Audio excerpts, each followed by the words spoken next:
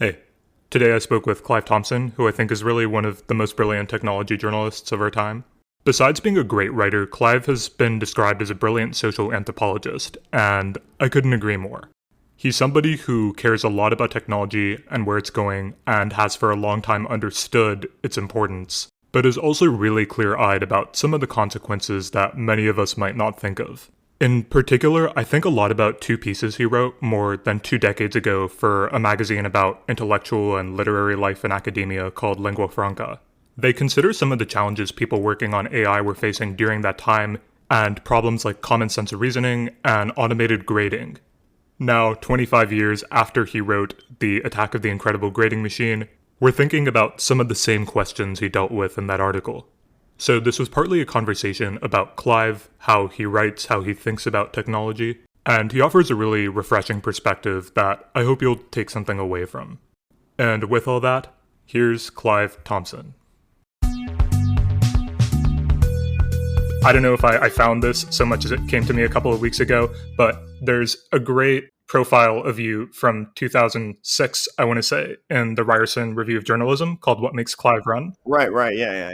So the person who's writing this, they talked to a few different people in your life, among them Greg Sewell. He said some really interesting things, but following this, the person who wrote this talks to your wife as well. And she says, like, the funniest thing when the writer mentions that he talked to Sewell, says a few things, and then asks, did he compare him to a Tarantino movie? Apparently not. That's funny. Apparently, Greg Sewell once said to your wife that you're like a Tarantino movie. That tracks for Greg. Yeah, absolutely. Yeah. Do you see anything in that? Would you like yourself to Tarantino? The main thing is probably that I can have a very intense style of conversation, and amongst friends, probably because of my years in the Canadian Boy Scouts, where I learned just about the most disgusting gutter language I've ever been exposed to. I can sometimes swear a little bit in a way that might evoke early Tarantino, although I don't do that in polite company, shall we say? For example, right now, that might be it. Those might be the influences he's speaking of.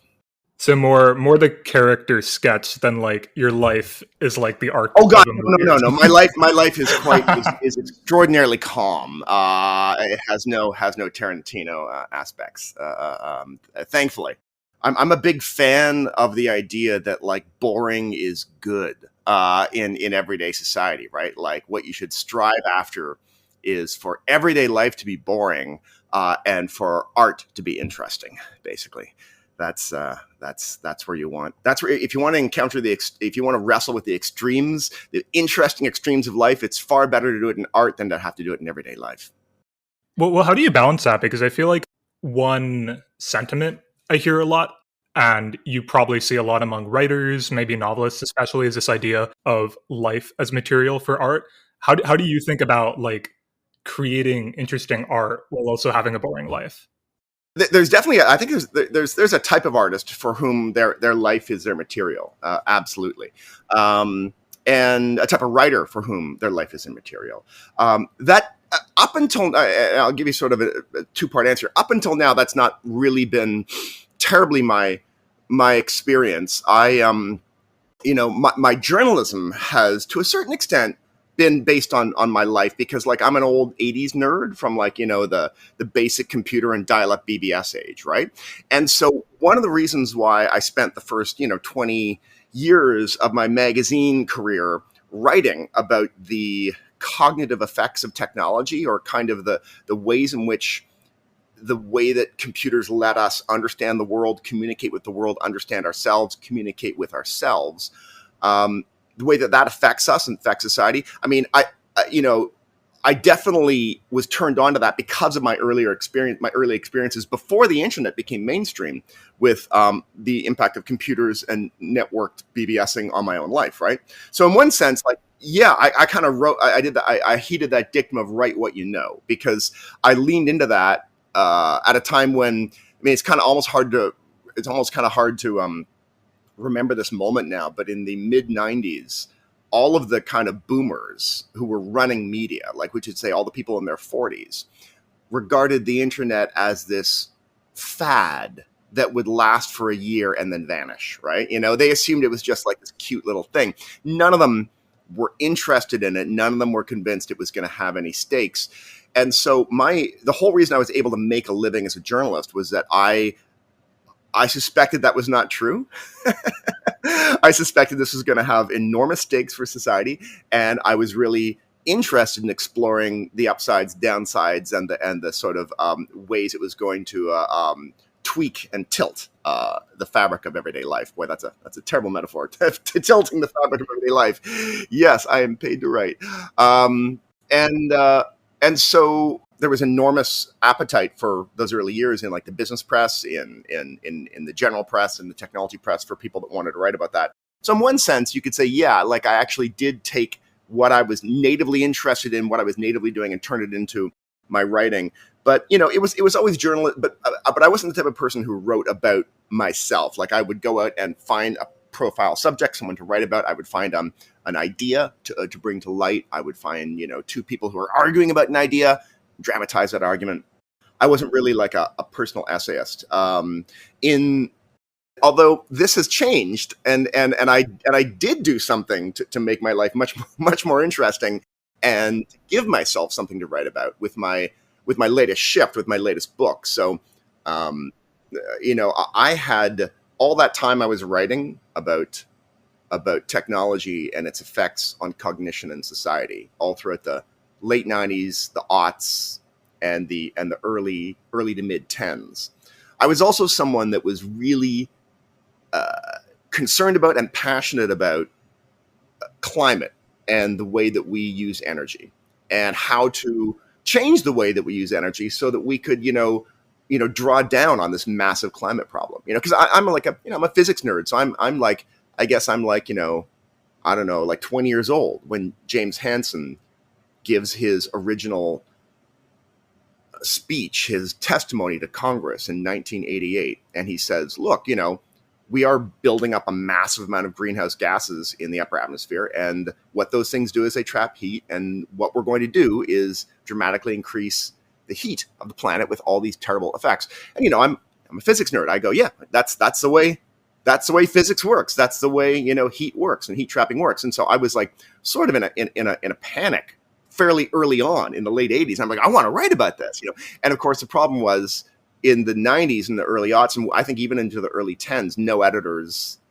really wanted very many stories like that. They didn't want zero stories. Like they would sort of one every kind of 2 years, like I could get like a feature article. And when I was writing my Wired column, I could sort of sneak in one environmental column a year. And then they'd be like, all right, yeah, like give us some more stuff on technology and cognition. But I kept on plugging away at it because this was a passion of mine. And then about 5 years ago, maybe 6 years ago, no, probably more. Probably around maybe 7 years ago now. A switch flicked, and I would like file a column for Wired that was like about some environmental thing, and they'd be like, "You got anything more like that?" And I'm like, "What? You want more?" They're like, "Oh yeah. Our readers are now like desperate for climate stories, and particularly climate stories that will sort of talk about," and this is the type of thing I like to write about, what are the paths to action? Where are we going? What are we going to do? How are we going to deal with this? I've often sort of described a certain thing I like to write as what is the path to action in a crisis, basically, I like to write not just what we need to move away from, but what we need to move towards. Which is a much harder thing to write about in a way. It's very easy to write a story saying, here's a bad thing, this bad thing we should avoid, this bad thing is bad. Let's all agree on that. That humans are usefully loss avoidant and danger avoidant, right? So that's a story that people will read. But it also doesn't really tell you what we should do about this bad thing, and trying to figure out what to do is actually a lot harder. And then you also have to try and write a story that says, hey, here's this kind of good thing we could move towards. And you risk looking like a stupid sucker by saying, hey, things could be good, right? One always seems smarter in print by saying everything is terrible and it will always be terrible. The moment you try and pose a solution, you're putting your neck out, and you could be wrong also, right? So anyway, I've always tried to like writing stories like that, and so this I'm circling back to how I transformed my life and turned it into material, because I had gotten really into cycling, and we can talk more about how that happened. But the long and short of it is, I'd gotten really into long distance cycling, like crossing the country, and I'd gotten really into cycling as a mode of daily transportation, to the point where, I on my own, when I'm not accompanying someone who doesn't cycle, I've used the subway in New York, like, I don't know, like, maybe a handful of times a year, and I haven't taken an Uber more than one or two times a year, also of my own volition, right? So I'm really into cycling. I'm really into mobility, and I'm really into I'd love to sort of write about this and climate and mobility, and how are we gonna, how much can America actually sort of reduce its huge carbon footprint from moving people and things around. This has all been something I'm very interested in, and I was trying to figure out how to write a book about that. And my publisher was definitely interested in that idea, but we needed some sort of a narrative that would bring people along. I don't just want to write a long Wikipedia article, meritorious as that might be. No one's going to read it, right?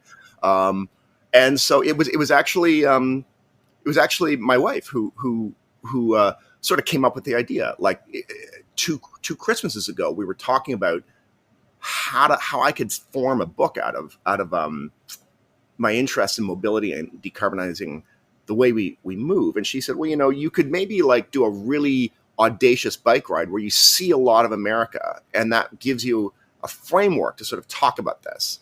And I was like, oh, like just like cross the country. And she was like, yeah, like that would be a great idea. So I kind of got excited about that, and I pitched it to my editor, and he was like, that's a great idea.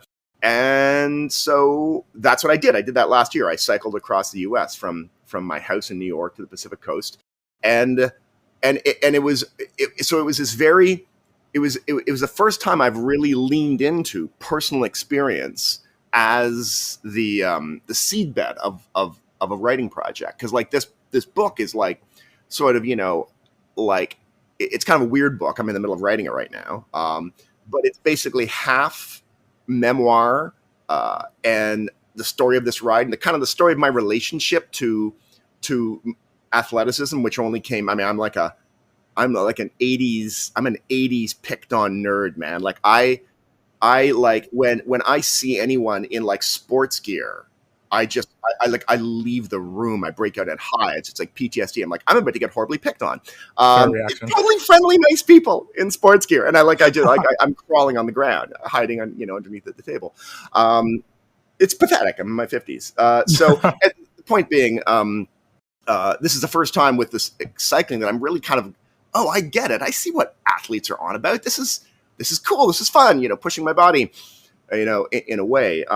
So the book's kind of about that, but it's also got all this policy stuff, because like as I'm riding through the country, ranging from downtown cores to sprawling suburbs that go on forever to like very very very very sparsely populated rural areas. I'm sort of using various moments in the ride to sort of reflect on what's possible, for like micromobility, for decarbonization in different places. And it's been so weird writing this book, because this is the first time in my life that I have had to spend a lot of words, like tens of thousands of words, describing what I'm doing, my life, my responses, my reactions to things, and to try and make that interesting and illuminating. I think I'm having a thing that everyone who writes about themselves struggles with a little bit, which is like, why would anyone care about what's happening to me and my reactions to it? I mean, I think I've gotten over that. I think I'm figuring it out, but it's a really interesting dilemma to face this far into my career. How to. So when we began this conversation, because I observed, I kind of want to, I like life to be boring and art to be interesting. I definitely did something that was not boring and was actually even at times quite dangerous. And and I'll be damned if it didn't give me something interesting to write about. So maybe my own rules are wrong. That could be true. It's an interesting shift, I guess, to I mean, looking at all of the journalism you've done, you've done very in-depth studies of the things other people are doing, and that includes a lot of information about those people as well. Turning that inward, you've said it feels weird. Does it feel like uncomfortable? How would you describe just like the experience of that turning inward? Definitely uncomfortable because despite my friend Greg's description of me as a Tarantino movie, I'm actually not someone who in everyday life wants to make myself the center of conversation. I'm much more comfortable asking people questions in conversation. I'm much more comfortable, like, kind of, learning about them and learning about the world, and I'm definitely thinking about my relationship to the world, but not putting myself out there in that way. So it at first it felt kind of like arrogant or self-centered, to sort of talk about myself. There was one thing that made it a little bit easier, which is that I've been a blogger since 2002, right? So 22 years of blogging. And whereas in most of my journalism, I was always magazine journalism and books, I was always kind of writing in, the in-house style. Like when you write a New York Times Magazine piece, you're writing as Clive Thompson, but you're sort of also writing in the sort of tone of the New York Times. Same thing with Wired, same thing with Smithsonian or any other places, or Mother Jones that I write for. Like there are obviously variances, and there are some writers that are like very gonzo and known for their voice. I was not really that way. Like I was like someone who was sort of trying to get out of the way so the material would be really, really good. That you could get to the reporting, to the people I was talking about, to the issues I was talking about. And what I liked about blogging, which I started doing because I was actually prohibited from writing for 1 year. I was at MIT on the Knight Science Journalism Fellowship from 2000, the fall of 2002 to spring of 2003. And one of the rules was, we're paying you to be here and learn and study. We don't want you writing. So I didn't write. So that's when I started blogging. So I'm like, well, I want to keep this muscle strong, this writing muscle strong. And what I discovered was that it's really fun to write when there is no assignment, when there is no magazine, when there is no style. You can sort of write in this, looser conversational style that felt, akin to the way maybe I talk, right? And I sort of moved in and out of blogging over the years. Like I did it very heavily for some years, and I had kids, and it took some time away. And then my work got really busy, and I was not even really able to do it much at all for a few years. At various points in times, I was sort of paid to blog. Like I was part of an early experiment that Medium did. Boy, this is back in like 2013, 2014, where they paid some writers to blog a lot, partly because they were trying to stress test their CMS, I guess, basically. I have a funny post where on Medium where I posted all the screenshots of the WYSIWYG editor just dissolving into like pixelated dust. Like I've been writing an essay for 2 hours, 2,000 words. It's all gone. Like there's just a bunch of weird stuff crawling across the screen. What a shame. Beautiful glitch art, actually. So I think it's like, you could Google glitch art Clive Thompson Medium. You'll probably find that post. So I did that, and then I did more blogging on my own. Twitter sort of sucked some of the energy out of my blogging because you tweeted a lot.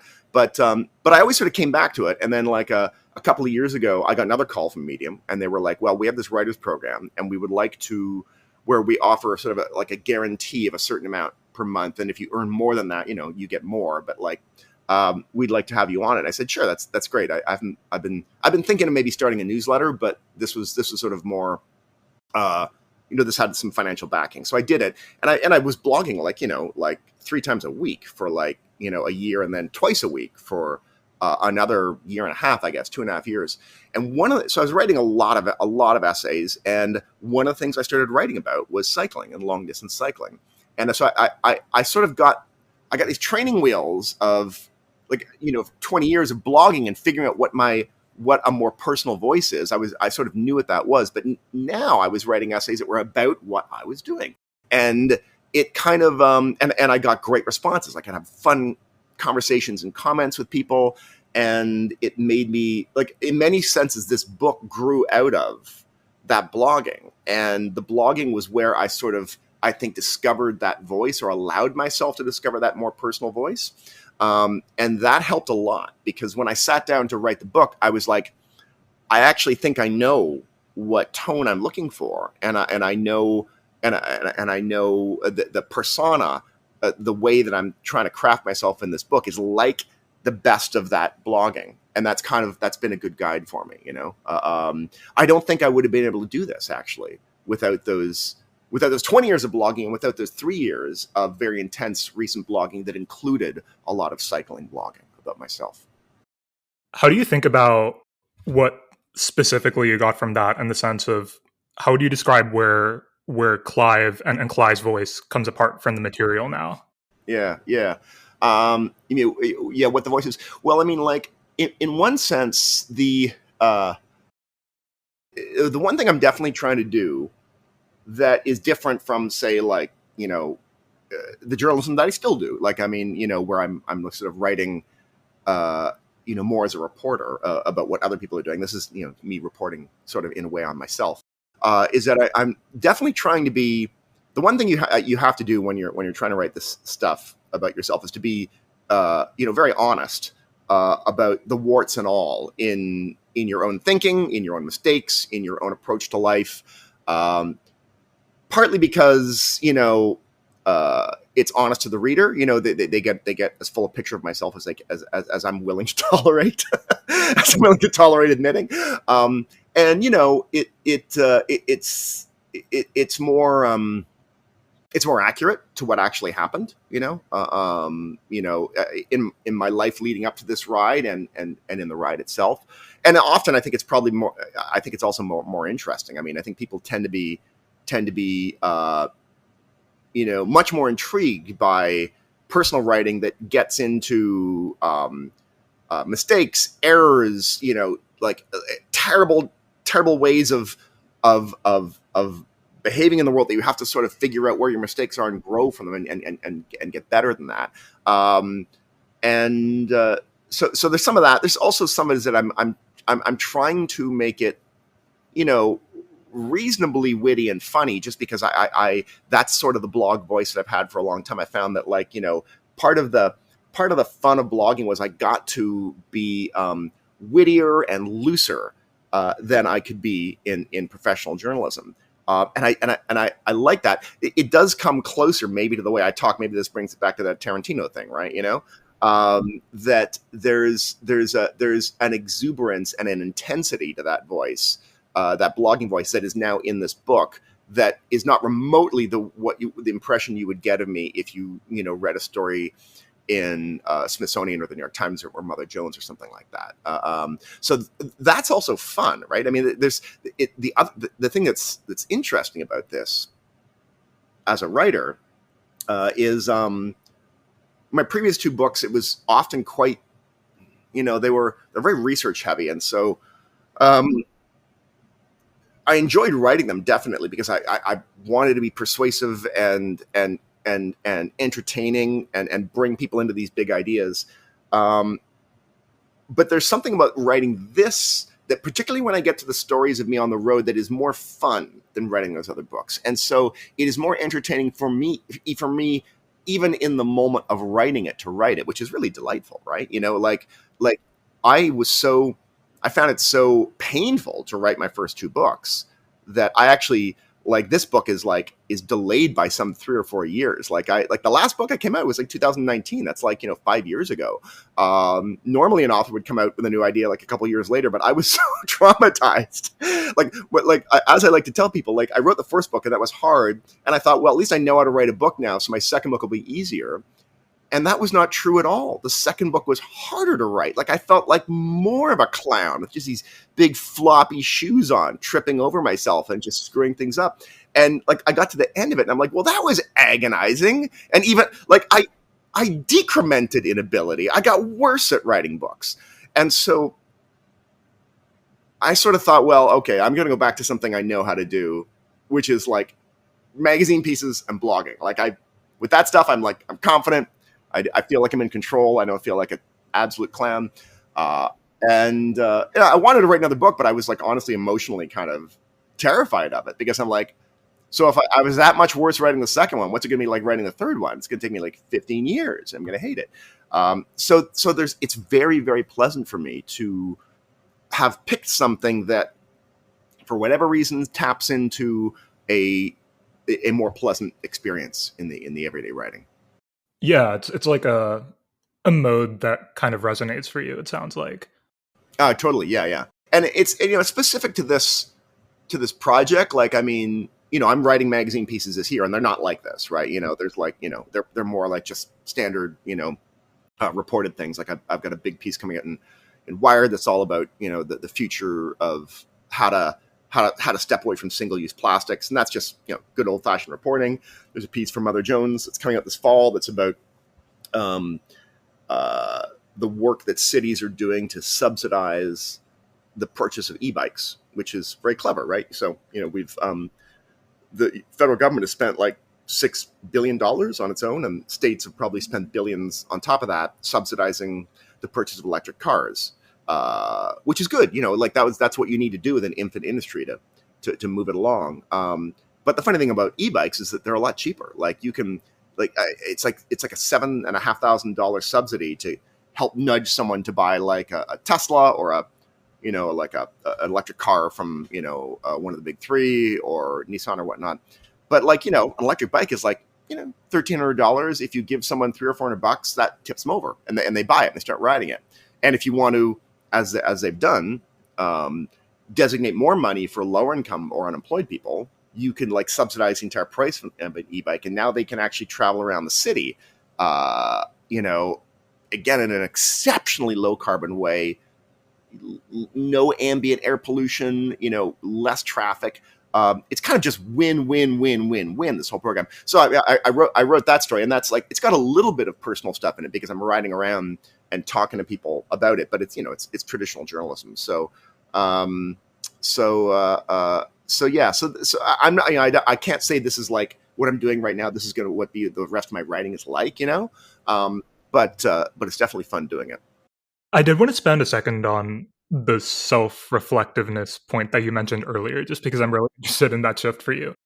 There's definitely a part of me that is asking this from the perspective of like somebody who does a little bit of personal writing and struggles with this question. But how do you think about displaying that honesty in your own thinking, the mistakes you made, without it becoming like distracting, self-indulgent to your reader?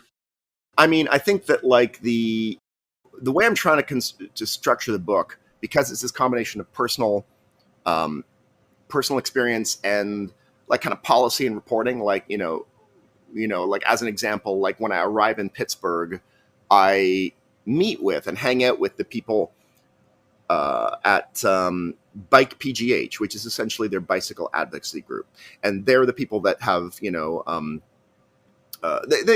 every city has one of these, like a group that basically says, hey, let's try and get bike lanes, let's try and get bike infrastructure, let's try and push City Hall to make things better for cyclists.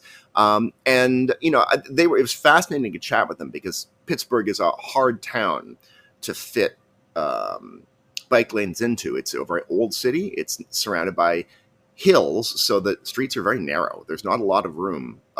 If you're going to put bike lanes in, you've got to take some parking out, or you've got to take room for cars out, and now you have conflict, right? And so they were just very intelligent at the way they thought about this and easing the population and the city council into it, and they've had great success. But it was like a 20-year. They thought in very long terms, in a very smart, intelligent way about how to get people on side. So you have me riding across Pennsylvania, and there's personal stories, and then you get to a city, and then suddenly I'm immersed in kind of what is more like traditional reporting, and then moving back out. So the trick, so you ask about how to keep from seeming self-indulgent. In my case, some of it is that I move in and out of I shift in and out of these registers, right? Like you get some of myself and some of these, hopefully funny stories of me, wrestling with the challenges and the limits of my ability to endure all this, and realizing I screwed up something by picking the wrong route, or I have this one day where I'm like, yeah, I think I can ride through this rain, and then like 7 hours later, I'm like, this was the worst thing I've ever done in my life. Like, and also it sort of illustrates the limits of like what bicycles can do, right? It's like Cars are great when it's pouring rain. Bikes are not so great when you have to travel 90 miles, you know, so, so part of the way I hope, it's up for the reader to decide if I've succeeded, but the way that I've tried to prevent this book from being too self-indulgent is by giving the reader these sort of crests and waves of, here's some more Clive and his neuroses and his experiences, and here's some stuff about how Amsterdam utterly paved itself over and then came back from car culture. Here's more of Clive doing his stuff and his internal monologues. Here is some research onto the way that homeless people use bicycles, basically, right? That's the goal. We'll see if that actually works, but that's how I'm trying to. That's one of the things I'm trying to do. I mean, the other thing is I think I'm just trying to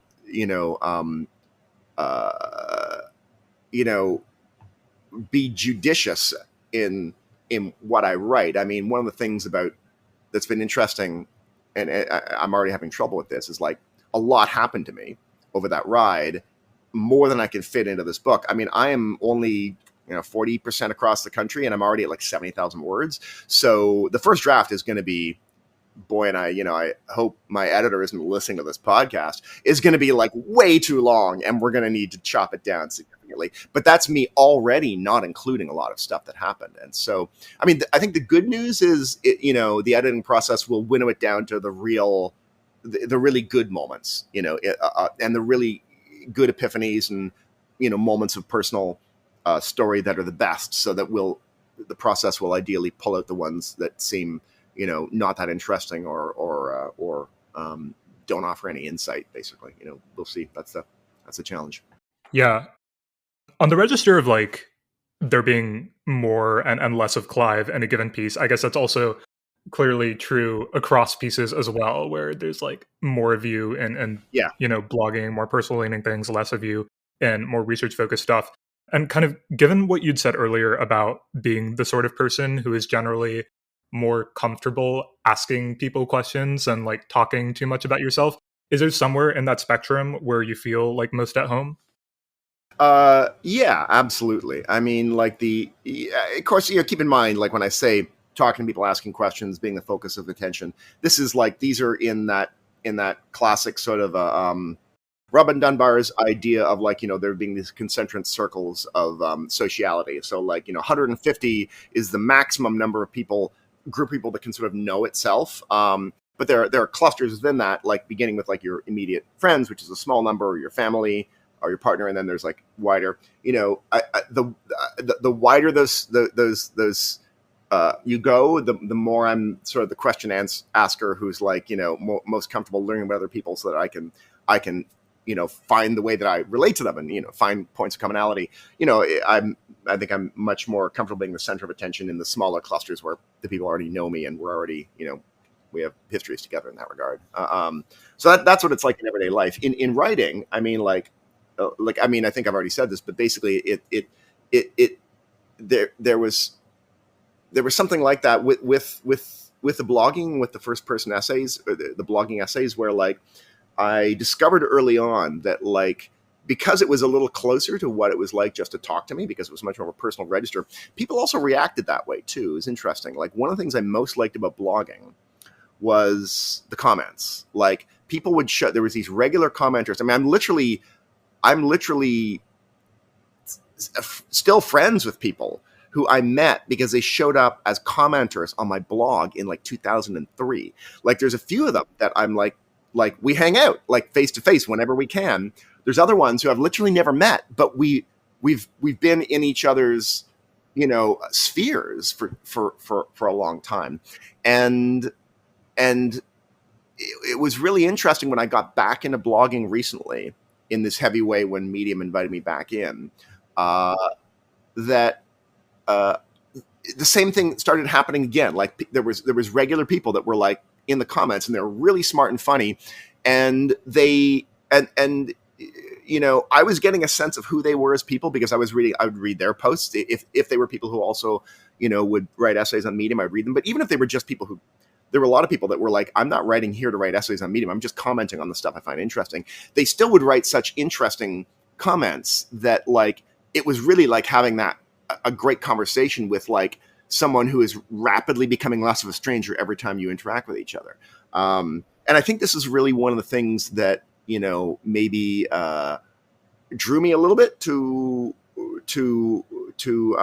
the latest book project I'm doing, and that Register of Voice, is that like, I guess I associate it with a feeling of not just me talking at the world, but the world talking back in a productive way, like it being closer to a conversational voice, not just in what I give out, but what comes back in. You know, I'm actually kind of, you know, I mean, obviously a book doesn't have a comment fields in it, although maybe that's something that should be fixed. But I'm sometimes I think one of the things that's most interesting about this book is I'm going to be able to have a lot of conversations with people who, you know, have had this experience of what I've done, but also to know a lot more about my life and my thinking, certainly my thinking about how to decarbonize transportation. And there's like, I'm looking forward to the conversations that are going to come out, you know, hopefully, you know, at the other end of this. It's like a really long blog post, and the comments are going to be like face to face when I'm chatting with people or online or whatnot, you know? Yeah, it feels like when you enter that personal register, naturally, the feedback, the responses you get, they're just going to feel a lot closer to you, maybe more personal. Here's another interesting thing I'll throw out too, about writing this book, is that like, and it's related to this, to the Register of Voice, this blogging voice, this kind of like, you know, more personal voice. In my previous books, and I think in my journalism where like, you know, I'm more of just a straight ahead reporter who's trying to find interesting things to bring in and report, and as accurately as possible and evocatively as possible, tell the stories and the findings of other people. There's something about when I'm writing much more in a personal voice, and I discover this when I'm blogging, where it's much more easy to say, you know, I don't really know the answer here. Like I'm sort of raising something and I don't really know where this leads, you know? Like this is one of the things I really liked about blogging was I could sort of just say, well, here's something I've seen and here's some thoughts on it, but these are kind of not entirely formed, or like they're pretty formed, but I don't really know if this is a problem. I don't know what the solution is, or if this is like something I'm excited about. This is only one facet of it, right? And it's harder to do that when you're writing in a reportorial tone, to say like, okay, guys, you know, like this is as far as I go. Like this is the edge of the map, you know. I think and this is sort of a hangover of the kind of, you know, what's often criticized as, you know, the voice from nowhere in journalism, right? The idea that like the reporter is this omniscient or this kind of slightly Wizard of Oz voice, you know, and that they are. The style of traditional American journalism encourages a kind of false pretense of objectivity is almost the wrong word. It's more like because I think even people understand that reporters aren't objective, and that reporters understand they're not objective. The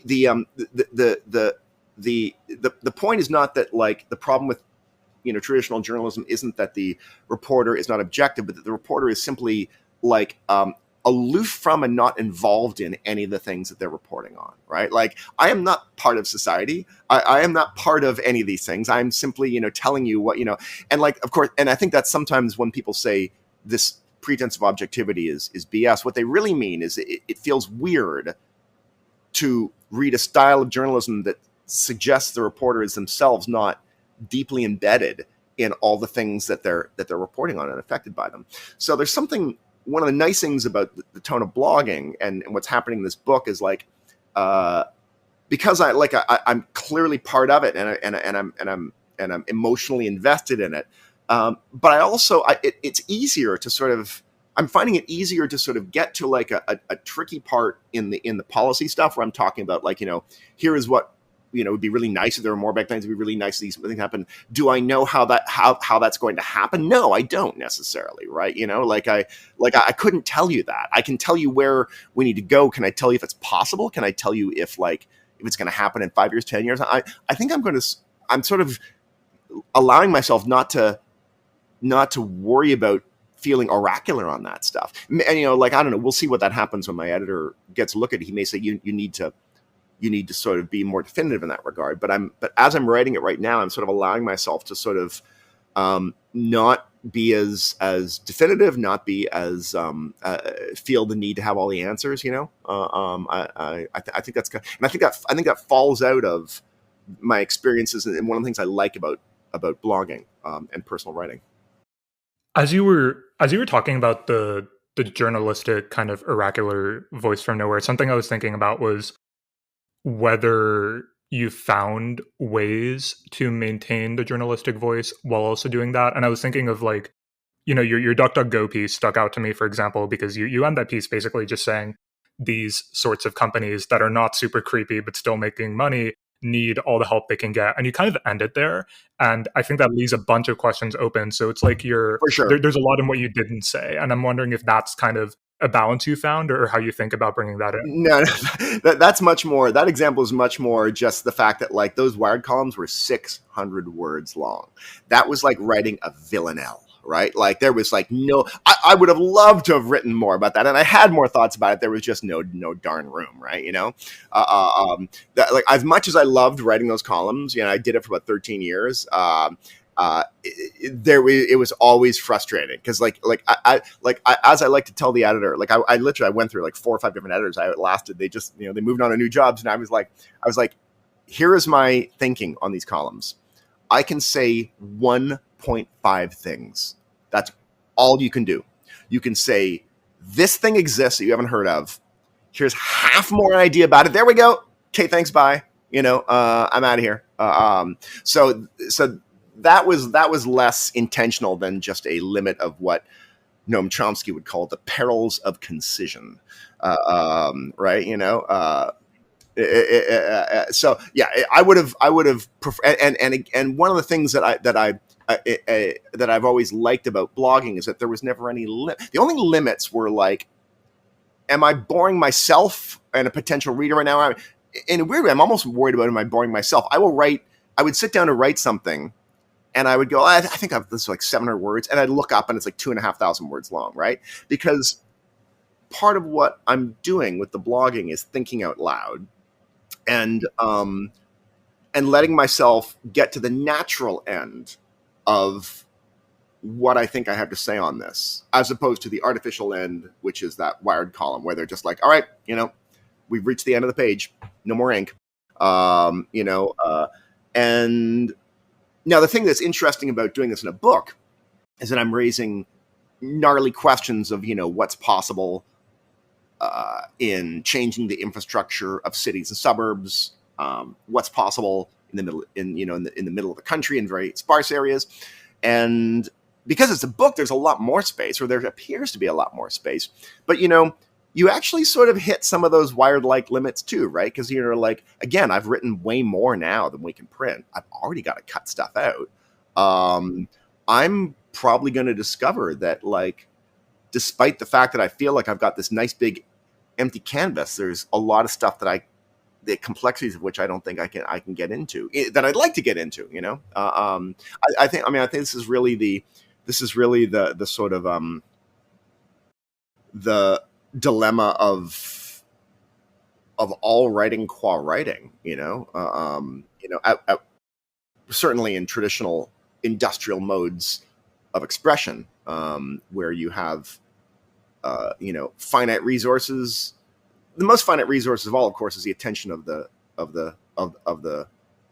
audience. You know, have you got them? Can you keep them there? How long can you keep them there? You know, and like, you know, I've sort of like, maybe weirdly for someone who is deeply interested in modes of expression in everyday life and how they architect the way we think and what they allow us to think about, what they prohibit us from thinking about. We now live in I just wrote a short essay for this. It's going to come out in the fall issue of MIT Tech Review. That's basically saying we're entering in a very big way, and this is an obvious thing to say, but it's surprising how little it's said, the age of the moving image, right? Like, so we are now at a phase where, for a great number of people, if they have an idea or a story they want to share with the world, they turn on the camera and start talking. Or, a little bit like this, they turn on the microphone and start talking. And that is now like, like you did not call me up to interview me for 2 hours so you could write a 5,000 word description of this, right?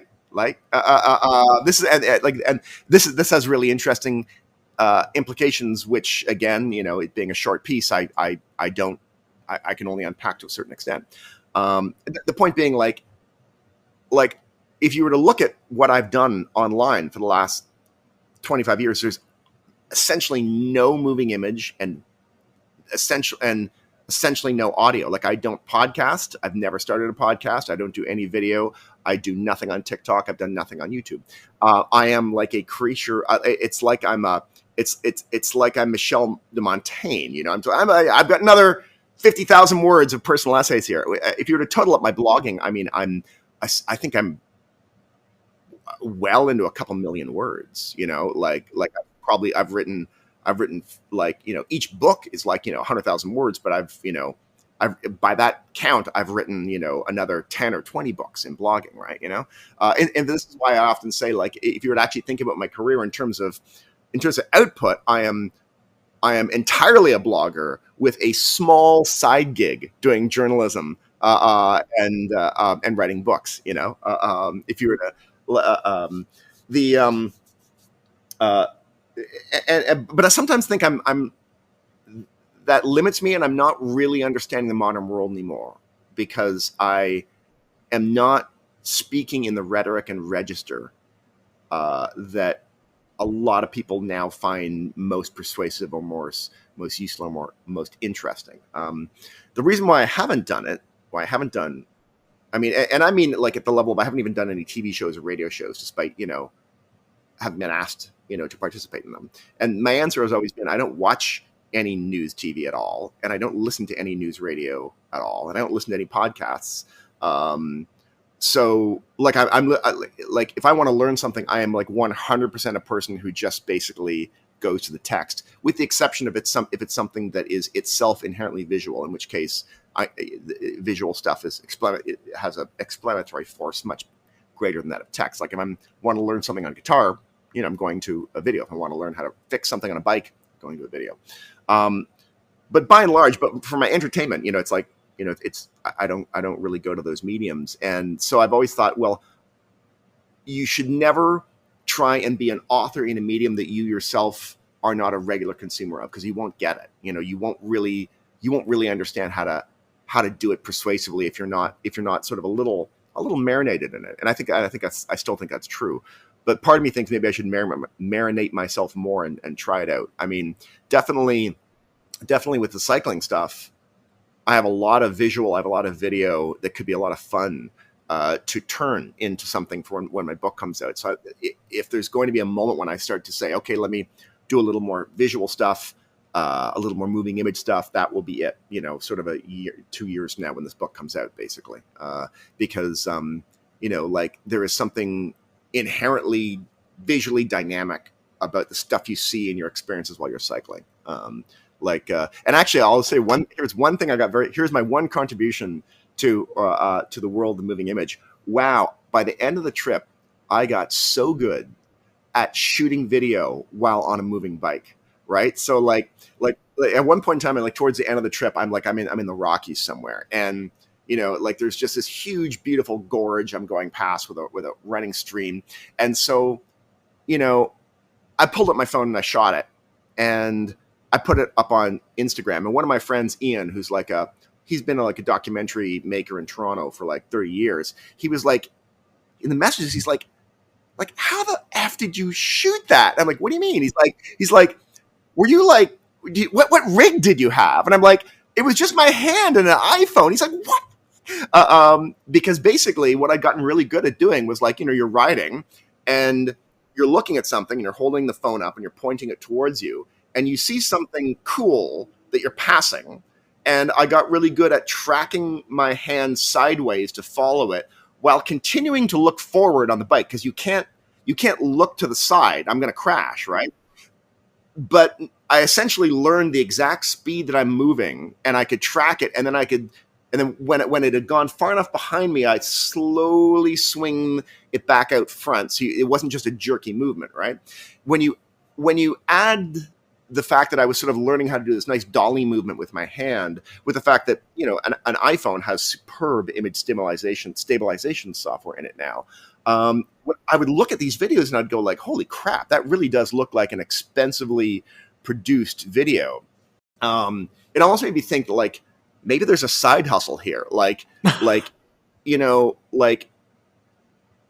being on a bicycle is actually a phenomenal way to collect a lot of video. Maybe like I've always been more surprised that news outfits don't have their camera people on bicycles, because like if something's happening, the fastest way to get around somewhere isn't on a car. Sometimes cars aren't allowed to go places during crises. You can only walk so far, but on a bike you can be everywhere and get these phenomenal tracking shots. They're like a actually, if I were to credit my epiphany for this, it's from, there's this wonderful back in the 90s, I knew him in Toronto. Albert, is last name, what's his name, Nuremberg, I think. He was a very funny video maker who would do parodies of movie trailers called Trailer Vision. They were really funny trailers. He did parodies of commercials. He did a bunch of movies, and he would shoot on rollerblades, and he would get these unreal smooth tracking shots weaving through crowds in downtown cores. And again, people would be like, how are you doing this? Like, people were like, that looks like a $170,000 shot. And he's like, no, I'm just on rollerblades and I got really good at holding the camera steady, basically. There's probably a whole aesthetic culture that I should tap into, of talking to cyclists about their tips and techniques for like how they capture the best stuff while they're actually moving without killing themselves and crashing, right? So maybe this will be what I wind up doing. Like very interesting alternative career path to like going to college or something, maybe. Well, I did actually think if I were going to do a podcast, what I would do is I would just get my bike and cross the country again, except every day I would stop somewhere and just do the podcast with whoever I run into, right? And get this real slice of America thing where like you're getting like just, because like bicycles open up the world of cross-country travel in a way that cars don't. In a car, you're moving too fast. You don't see the cool stuff. If you're walking, you move too slow. In a bike, it's absolutely perfect. Like you're riding along and you see something or someone and you're like, all right, just grind to a halt and talk to them, basically. It's like, I think there's something creepy about a car pulling up. If you're at the side of the road and a car stops, it's like there's a sense of menace, like something bad's about to happen here, right? Like, when there's just some dude on a bike, you can see them. They're on a bike. Like people on bikes are like dolphins, are harmless, or they appear to be harmless, right? So like it's really easy to set up conversations. And like my one thought was like, well, I'm not a podcasting person, but if I were to be a podcasting person, I would sort of do another crawl across America, and I would just be like, all right, I'm here, like, one of the, like, I would stop at these post offices that had like, in a town of 300 people, they still got a post office, and there's someone working that post office, like one employee, they're the only civic employee for about 500 miles in every direction, and that's who they are. And we'd have really fun conversations. It could, I could do a podcast like that. That could be kind of fun. So I would definitely listen to that podcast. I think you should seriously think about doing it. Yeah. I mean, the only problem is I have to leave home for another 4 months. Like, it was one challenge with this book, of course, was like I was on the road for 12 weeks. And like that was only possible because my kids were, teenagers at the end of high school. So, they're major childcare responsibilities were in the rearview mirror at that point in time. Good timing. Yeah, they're very capable teenagers. So it was easier to vanish for that amount of time and not feel like I was dumping a huge amount of everyday stuff on Emily, my wife. But it was hard to be gone for that long because, I work from home. I've always worked from home, and my and Emily also worked. Certainly when she was a TV critic for the New Yorker, she worked from home probably half the time, and when she's been writing a book for the last couple of years, so she'd been working from home full time. So she and I spend an enormous amount of time together, talking and talking and talking all day long, and going over what we're working on, and bouncing ideas back and forth, and helping each other with our stuff. And it was incredibly weird to suddenly be not around her, not around my kids, not around anyone else regularly in my life for 12 weeks. That was actually one of the strangest parts of the trip socially for me. Are you the sort of person who writes best when you're in kind of that more comfortable, routinized environment? Let me see. Yeah. What is my most comfortable writing? I mean, like, again, like, we have to sort of distinguish types of writing. Like, with blogging, I actually blogged the entire way during my trip. Like, I blogged 8 times a month. So I had like an iPad mini, and I had a little portable keyboard. And so if I'm writing like a 1,500 word blog essay, I can kind of do that anywhere.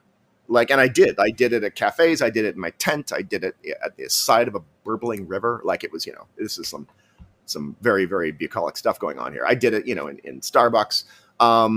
If it's a short thing I'm writing that's self-contained, I can crank that out kind of anywhere, and I don't need to have, a routine for that. With a longer piece, a long magazine piece, or certainly a book. With a book, you really have to get into a routine and a swing, because it's a lot of writing for a long period of time. The trick I find is, like, getting started is, like, it's always hard for every writer, and for me, I'm a very structural writer usually. Like, I don't like diving in and writing unless I've already kind of fleshed out like an outline, and that outline might be like 140% of the length of what I'm actually going to write. And I actually wrote a blog post on Medium that talks about my first draft writing. You can see an example of what it looks like. It's called the post is called One Weird Trick for Writing Your First Draft. Just Google that with my name and you'll find it. And it's something I've been doing for about 25 years, where the problem I find is if I try writing like in nice, clean, crisp sentences, I basically get too wedded to what I've already written to be able to sort of tear it up or start fresh, and I get paralyzed. So what I started doing like 25 years ago was I always write my first drafts with the following heuristic. Every paragraph begins with a hyphen. I use no uppercases when I start a sentence. And the punctuation between a sentence is 2 forward slashes. If the sentence ends with a question mark, I let it end with a question mark. But if it ends with it, I don't end it with a period, if that's what it's supposed to do. I just have a space, these 2 forward slashes. So when you look at it, you're like, yeah, that looks like writing. They even look like complete sentences. But like, because it's kind of this lo-fi, lowercase thing, I get much less wedded to the sentences. It allows me to sort of write quickly, kind of banging out the general gist, and then go back and go, okay, now let me make this better. Let me improve it. I can sort of, like, I feel like I'm just working with clay instead of working with, like, I tried to write these glittering sentences, and now I sort of can't see a different route to doing them, because I sort of got it 80% of the way there, and I can't tear it up to do the 20% better. With this stuff, it's like, well, it all looks kind of weird, so and unfinished. So if the sentence is fantastic, I use it, and if it's bad, I write a better one, and that helps a lot. And I'll do that definitely when I'm writing my book. The problem is that writing this book this new book has something a little different, that's easier, and a little different that's harder from my previous books. My previous books and all my magazine journalism, I would basically spend a huge amount of time kind of going over my material, and then I would write these outlines. And the outlines were very very nuanced. Like I would figure out what each section in a magazine article is going to do, and then what each paragraph within that section is going to do, and put all the stuff and put the research in, put the quotes in place as I'm going through my material, slowly shaping it. And only at the very end, when I had all this crazy stuff written in that format, would I go over and turn them into the perfect sentences at the end.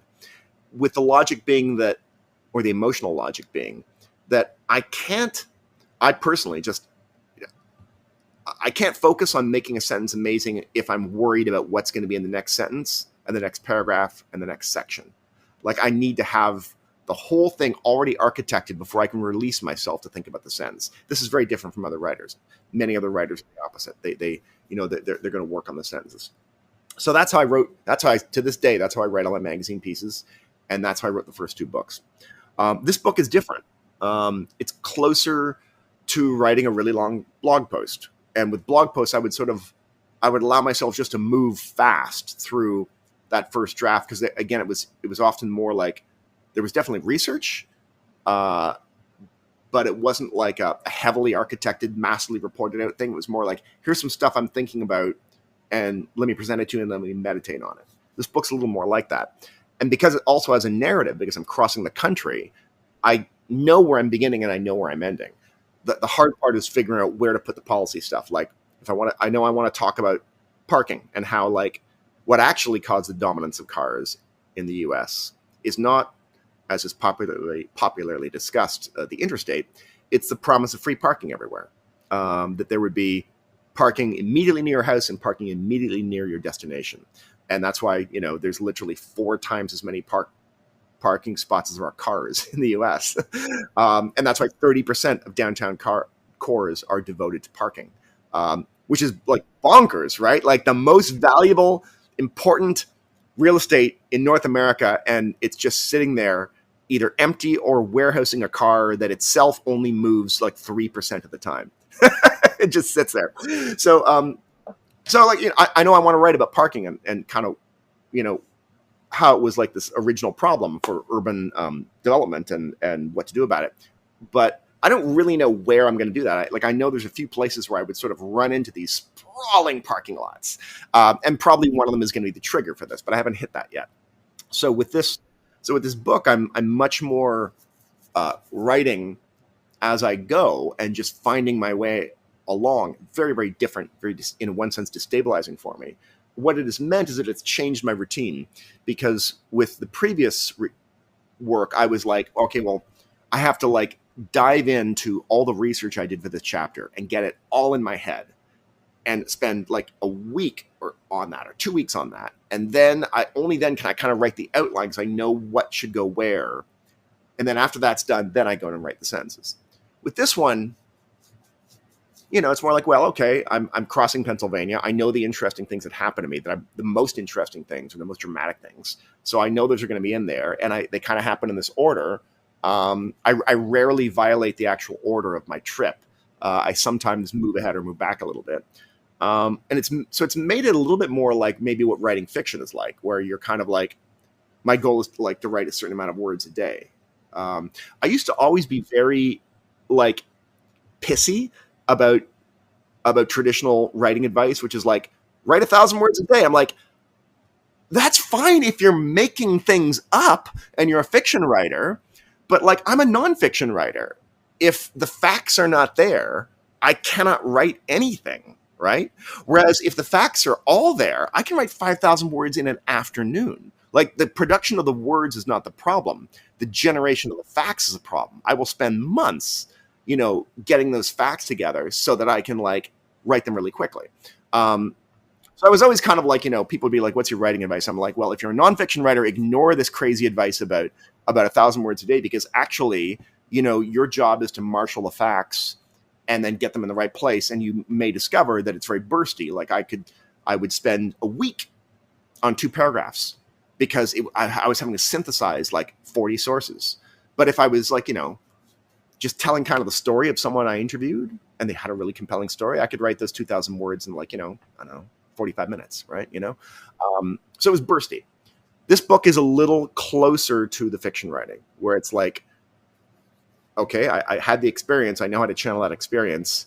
Let me just sit down and get it out, basically. I do slow down when I get to the policy stuff, when I get to like the kind of, here I have to talk about, the history of the bicycle, how it was invented, how the Wright brothers, made buckets of money off it. And so I'll slow down because I'm like, well, now I have to learn stuff. I have to do research. Like I can't write 1,000 words a day. I'm going to write almost nothing for 7 days while I research this. And then I will get back into the, kind of thousand words a day swing of things, basically. So I've sort of found my way to my midpoint between that traditional advice that I always sort of raged against and my embrace of that advice, basically.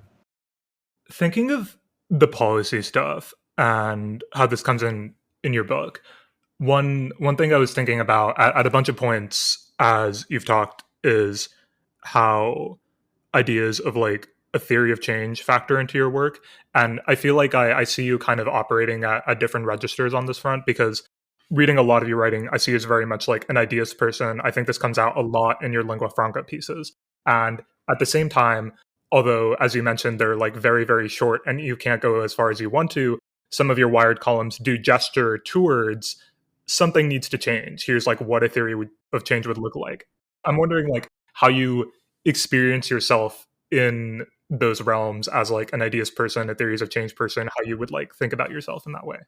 Well, with my energy and climate writing, which, has been, again, because this switch flicked editorially 7 years ago, like if you were to actually chart out my writing on climate and energy and the environment, like 80% of what I've written has been in the last 5 or 6 years, just because the editors are down for it. So I very, I think, and this is exciting and delightful to me. Like, this is literally like, great. I've been wanting to write about this for 30 years. I can finally do it. And this is a type of writing that's very mission based, right? Like I'm writing this book because I am making a theory of change argument. I'm saying we need to figure out how to move around using way less carbon, right? And I'm trying to suggest some of the things that will help that. One of them is, whenever possible, using vehicles smaller than a car. Like whether that's a bike, whether that is a scooter, whether that's like one of those crazy unicycles, which I've been talking to people that ride those. I might try riding one for this book, actually, just like although I'm not really sure I want to injure myself that badly, but it kind of looks interesting.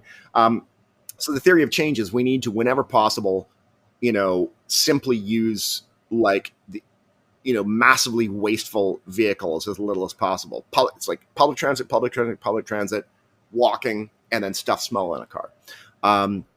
And the question is how to do that. How and where is that possible, and how do we do more of that? Some of it is like, kind of maybe even obvious stuff, like way more bike lanes, way more infrastructure that makes it easier to get around without needing a car.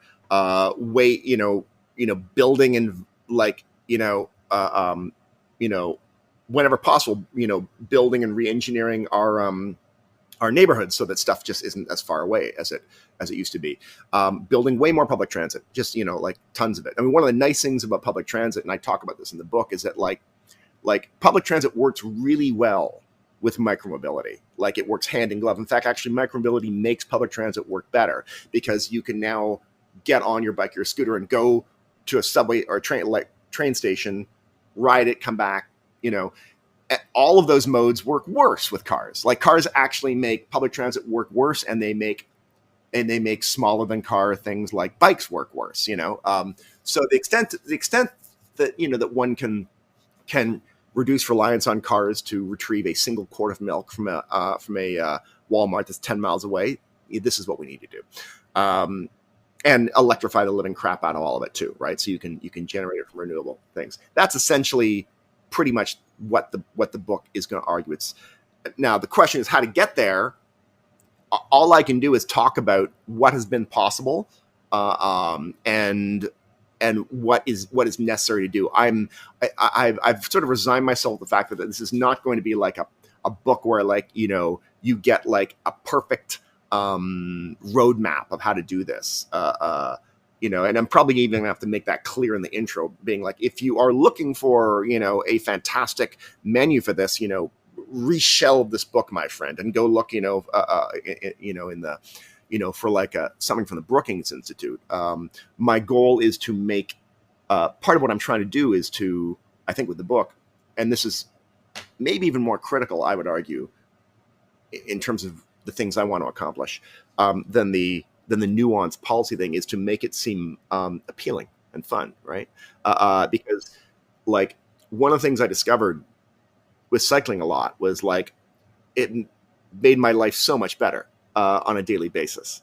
One of the things I discovered when I put solar panels on my roof was that it made my life so much better and so much more joyful and free of worry because, and I talk about this in the book, before I had the solar panels, I was one of those exquisitely annoying parents who'd be like, if one of my kids had the AC on and left the room for like 10 minutes, I'd be like, what are you doing leaving the AC on? You're just chilling a room for no reason. You want to bake the planet. Like, I was insufferable. Or I wouldn't even turn the AC on. Like, I'm like, I'd sit here in the baked sweltering heat, same thing with lights, turn off every light the instant someone leaves a room. Once I got the solar panels on, and realized they're generating more energy than my household can use in 24 hours. Like, now it's like, yeah, turn the AC on, open the window. I don't care. Let's just run an extension cord out the front yard and put a like a power strip on the sidewalk and tell people just to take my energy. I can't use all of it. It's this wonderful feeling of abundance and joy instead of this sort of protective hunch that I think America is feeling of scarcity, right? So what I'm trying to do with the book, to a certain extent, is show that that all these things that we need to do are not only doable, but they're delightful. Like they're just going to be like, they're going to be a blast, basically. All things good. There's this phrase I make. I probably shouldn't give it away because I'm kind of proud of it, but it's funny, where I basically say, like, America. I'm 55 years old. America and I have something in common, which is that we are both pieces of aging infrastructure that need updating. And like, it turns out that, like, bikes are really good for both those things, right? I'm just in way better shape than I was 5 years ago, and my mood's better and everything's better, basically. So this is all circles back to your question of how do you sort of balance, the sort of question of, like, what is the theory of change? The theory of change is going to be like, here's the basic things we need to do. Here's some snapshots of them in action, and to try and, through my own personal experience, indicate that this is actually something that's fun, that is going to be fun and going to be delightful. That's the goal. We shall see if I accomplish it. I'm wondering if there's any part of you, it's like you're, as you mentioned, writing a lot more about the climate in these past couple of years. You're getting to articulate something like a theory of change, but you were also wanting to write about it a very, very long time ago when there wasn't the appetite. And I feel like across the different things you've written about, there's this element of like prescience, where I'm going to reference like one of your lingua franca pieces on this as well. The like 1999 attack of the incredible grading machine. You wrote a bunch of things that I read and totally would have believed had been written like yesterday, where some of the like unorthodox assumptions Landauer and his team made and building their system are very orthodox today, but then also some of the ways in which Charles Perfetti, who you spoke with as well, rejected this idea of LSA as a sophisticated keyword searcher. It's like very, very analogous to some of the things people are saying about LLMs today. Exactly. Yeah. Is it just a bag of words anyway? So, I mean, I'm interrupting you. Carry on. I guess what I wanted to ask on the back of all that was, you wrote this like 25 years ago, and then we're kind of back in this cycle of saying the same things over and over and over again. And somebody reading your piece would be like, wow, we haven't advanced in any of these debates. As the person kind of articulating and going through all this stuff, how do you look at all of the people in the AI community? Are you just thinking like, these poor souls, they'll never figure it out? Or like, what's your response to all of that? Right. Yeah. I mean, I think anyone who has a beat, whether that is in sports or whether that's in, entertainment or transportation or whatever, has, if they do it for 30 years, as I'm coming up on, they definitely see, recent history rhyme and repeat. And so, like, it definitely can make, I think it has a risk of definitely making a writer weary and maybe a little cynical. that the same thing happens over and over again. I mean, that hasn't really happened to me. I'm trying to figure out why. I think some of it is that on the one hand, yes, you definitely see similar. You see people rediscovering things that have been discovered many, many times, and making mistakes that have already been made a few times before. Um, but it's not like, but but there's also been evident kind of movement forward and progression in a way that I think is cool and interesting. And there's always enough of that to keep me in, sort of intrigued about where things are going, and maybe hopeful that some cool some things that are very useful for society, will emerge. Definitely, I would say, I think that's probably even more true in the world of energy that I'm writing about now. Uh, even more so even than in AI, because in the world of energy, you know, 15 years ago, if I were writing about solar panels, they would have been, industrially useless. They were not anywhere near productive enough. We hadn't figured out how to make them, cheaply enough. And then, through a combination of smart government policy saying, let's subsidize this for the next 10 years, and technological innovation, wow, they're just insanely good now and getting better all the time. Same thing with wind power, electric bikes, which were this weird, kind of thing that bike hackers made 15 years ago, are now basically metastatizing the entire category of cycling and opening it up to, the rest of the world, who's like, yeah, I want to get there, but I don't want to ride those hills. There's just so many amazingly cool things happening that it feels like just in fact, actually, I often argue that what's happening now with energy and mobility feel to me like the internet in 1997, right?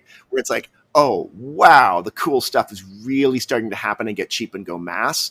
And we obviously have massive problems with the way we make energy. We're still burning way too much coal, still way too much gas. There's still all sorts of industrial processes. There's all sorts of cultural forces arrayed against it. But the excitement is really there. And it's kind of funny. I was actually quigged to this by when I was writing Coders. I interviewed the founder of not the founder of, but the Matt Mullenweg, who runs WordPress and now runs Tumblr. And we were just chatting about code because he famously, his personal blog said code is poetry, and I was like, oh, let's talk about that. It's kind of fun. So we had a great conversation, and this would have been in maybe 2000 and it feels like 17 or something. And he said to me, just as an aside, while we were having coffee in San Francisco, I guess it was, he was like, whenever I need to be put in a good mood, I just go and look at solar blogs, basically, and clean energy blogs. Because in technology, it feels like there's all these kind of bad things happening and misinformation and whatnot. We're wrestling with all this stuff. But in the clean energy blogs, it's just like, stuff is better than it was last year. It'll be better next year. Everything is amazing. And just breakthrough after breakthrough. And I realized that was what I liked about that field too. And it's that's what's so much fun diving into it now. So these are some of the things that keep me from, getting, weird and cynical. I think there's an extent to which, even with AI, where you see people making the same blunders as they made 30 years ago, the conversations are at least happening at great scale now, right? 30 years ago, when I was writing about the debate about whether or not statistics in language could really represent meaning, or were they just representing likely words? That debate was being had by honestly 20 people. We could have fit in a stretch limo. That was the number of people that wanted to talk about that, right? Now it's thousands and tens of thousands of people, and even even people who are not like tech obsessives, if they're like curious and have read a little bit about this, you'll meet them at a party and they'll have an opinion about whether or not semantics can fall out of statistics. And you're like, well, that's cool. Like we're actually talking about this like it's almost on the edge of being in part of pop culture. I mean, that's pretty cool. So yeah, the debates happen over and over again, but they're happening now with stakes and with much more people. So they have the potential to sort of move somewhere kind of interesting. I mean, like right now, like this question as to whether or not there is any serious semantic meaning in statistical patterns and language is essentially a multi-billion-dollar bet by Google and Microsoft and Meta. And if I were a betting person, I might say that they will discover 3 years from now that they're not necessarily going to get their money out of what they did. Like I think that like what LLMs are capable of, I can spec out lots and lots of places where they have great value, even and even with the rate of hallucinations, they still have great value. But none of that adds up to like a $1 trillion global business, and that's kind of what they need to get their returns on this. Like, keep in mind, these are tech companies. If they're going to invest $13-14 billion, they don't want to get 13-14 billion back. They want to get 1.3 trillion back, right? At least 10x. And I've been reading and reading and reading, and I haven't seen anything that suggests there's a return like that. Like, even in like, 5 years, and I think they'd like it faster than 5 years. So what all this is a way of saying, like, this stuff that Landauer and Susan Demey and Peretti were debating back in 1999 is a debate being had with like $1 trillion stakes right now. So that's interesting, right? Very. I'm about to ask you to speculate a little bit, but would you elaborate more on your feeling about not getting the $1 trillion return and like what you think is a more likely scenario? I mean, like, who knows? Maybe they'll find stuff that I can't see. But like, one of the problems, and this is not my idea. This is just stuff I've read this point a few times by a few technology thinkers, by a few. There's a big report that just came out of, I think it was, I can't remember which investment bank. It feels like JP Morgan or something like that. And it was a very good one. Like, it was an investment company that themselves has placed big bets on LLMs. But their research wing went out and said, well, let's talk to like a couple of dozen industry observers, economists who've been thinking hard about this and trying to crunch the numbers. And one of them made the point that, like, the labor that is being you can make money off something by like, opening up new economic opportunities, by like making it possible for people to do things they couldn't do before. You can also do it by like, essentially economizing or making things more efficient. So you replace labor, but like, that labor goes off and does something else. Those are different ways to sort of, growth. They're not the only two ways to do growth, but for both of those to work, in the first case, the person who's using an LLM to sort of become more efficient or punch more above their weight has to like, really multiply what's possible.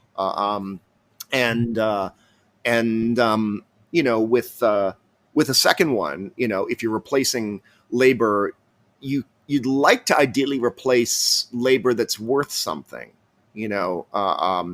and neither of those really seems to be happening. I mean, like, like one of the most common use cases you see now is like, people using it to like help write stuff more quickly, or whether that's a slide deck or whether that's marketing copy or whatnot. But like, these are exceptionally low value things. Like, they don't add up to a lot of money.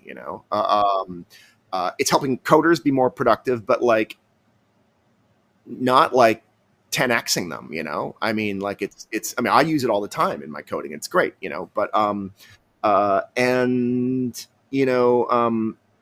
like, there's amazing, like, some like one thing, for example, that LLMs are really good at doing is taking like a natural language thing, a query or a document, and turning it into structured data. Like, here's something someone said, give it to me as a JSON, object that now I can use.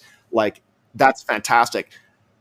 And, I can definitely see some money there. The long and short of it is I just haven't seen anyone come up with like even like I think who was it, Charlie Wartzel maybe, in the Atlantic, did a long interview with Ariana Huffington and Sam Altman, where they were talking about healthcare and AI, and customized healthcare, and basically saying, this is going to be a big thing. And he's like, certainly could be, and healthcare is, worth a lot of money, so maybe that's where some of this money is.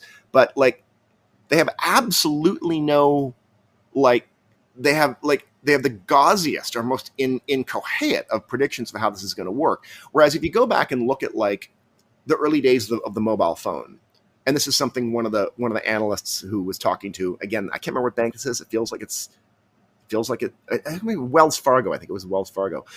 He said, look, I remember in 2002 or 2003, sitting through 100 PowerPoint presentations about the economic and global impact of the coming smartphone thing. And they all basically made predictions that completely came true. Like they were like, we're going to have this mobile email thing happening. It's going to have these effects. We literally quantify these things. It's going to have these things mapping, whatnot. Bang, bang, bang, bang. People in the face of a world-changing invention that is going to actually work its way into everyday life, they could figure it out and they could put numbers on it. And no one's really doing that with LLMs. There's there's a completely understandable excitement about the kind of things it can do, but there's no numbers, man. There's no really reliable numbers, and so I'm like, that's what makes me kind of dubious that that these tech giants are going to get their money out of it. And I think it's possible. I mean, it's entirely possible that like everything I've been reading, is missing things, but like there's this idea that like, the internet was poo-pooed and wasn't understood, and like, and then everyone lost out. And no, it's actually if you go back and talk to people, everyone pretty much understood. Yeah, shopping's going to go online. It's going to be massive. Like all these things were immediately predicted, and they happened.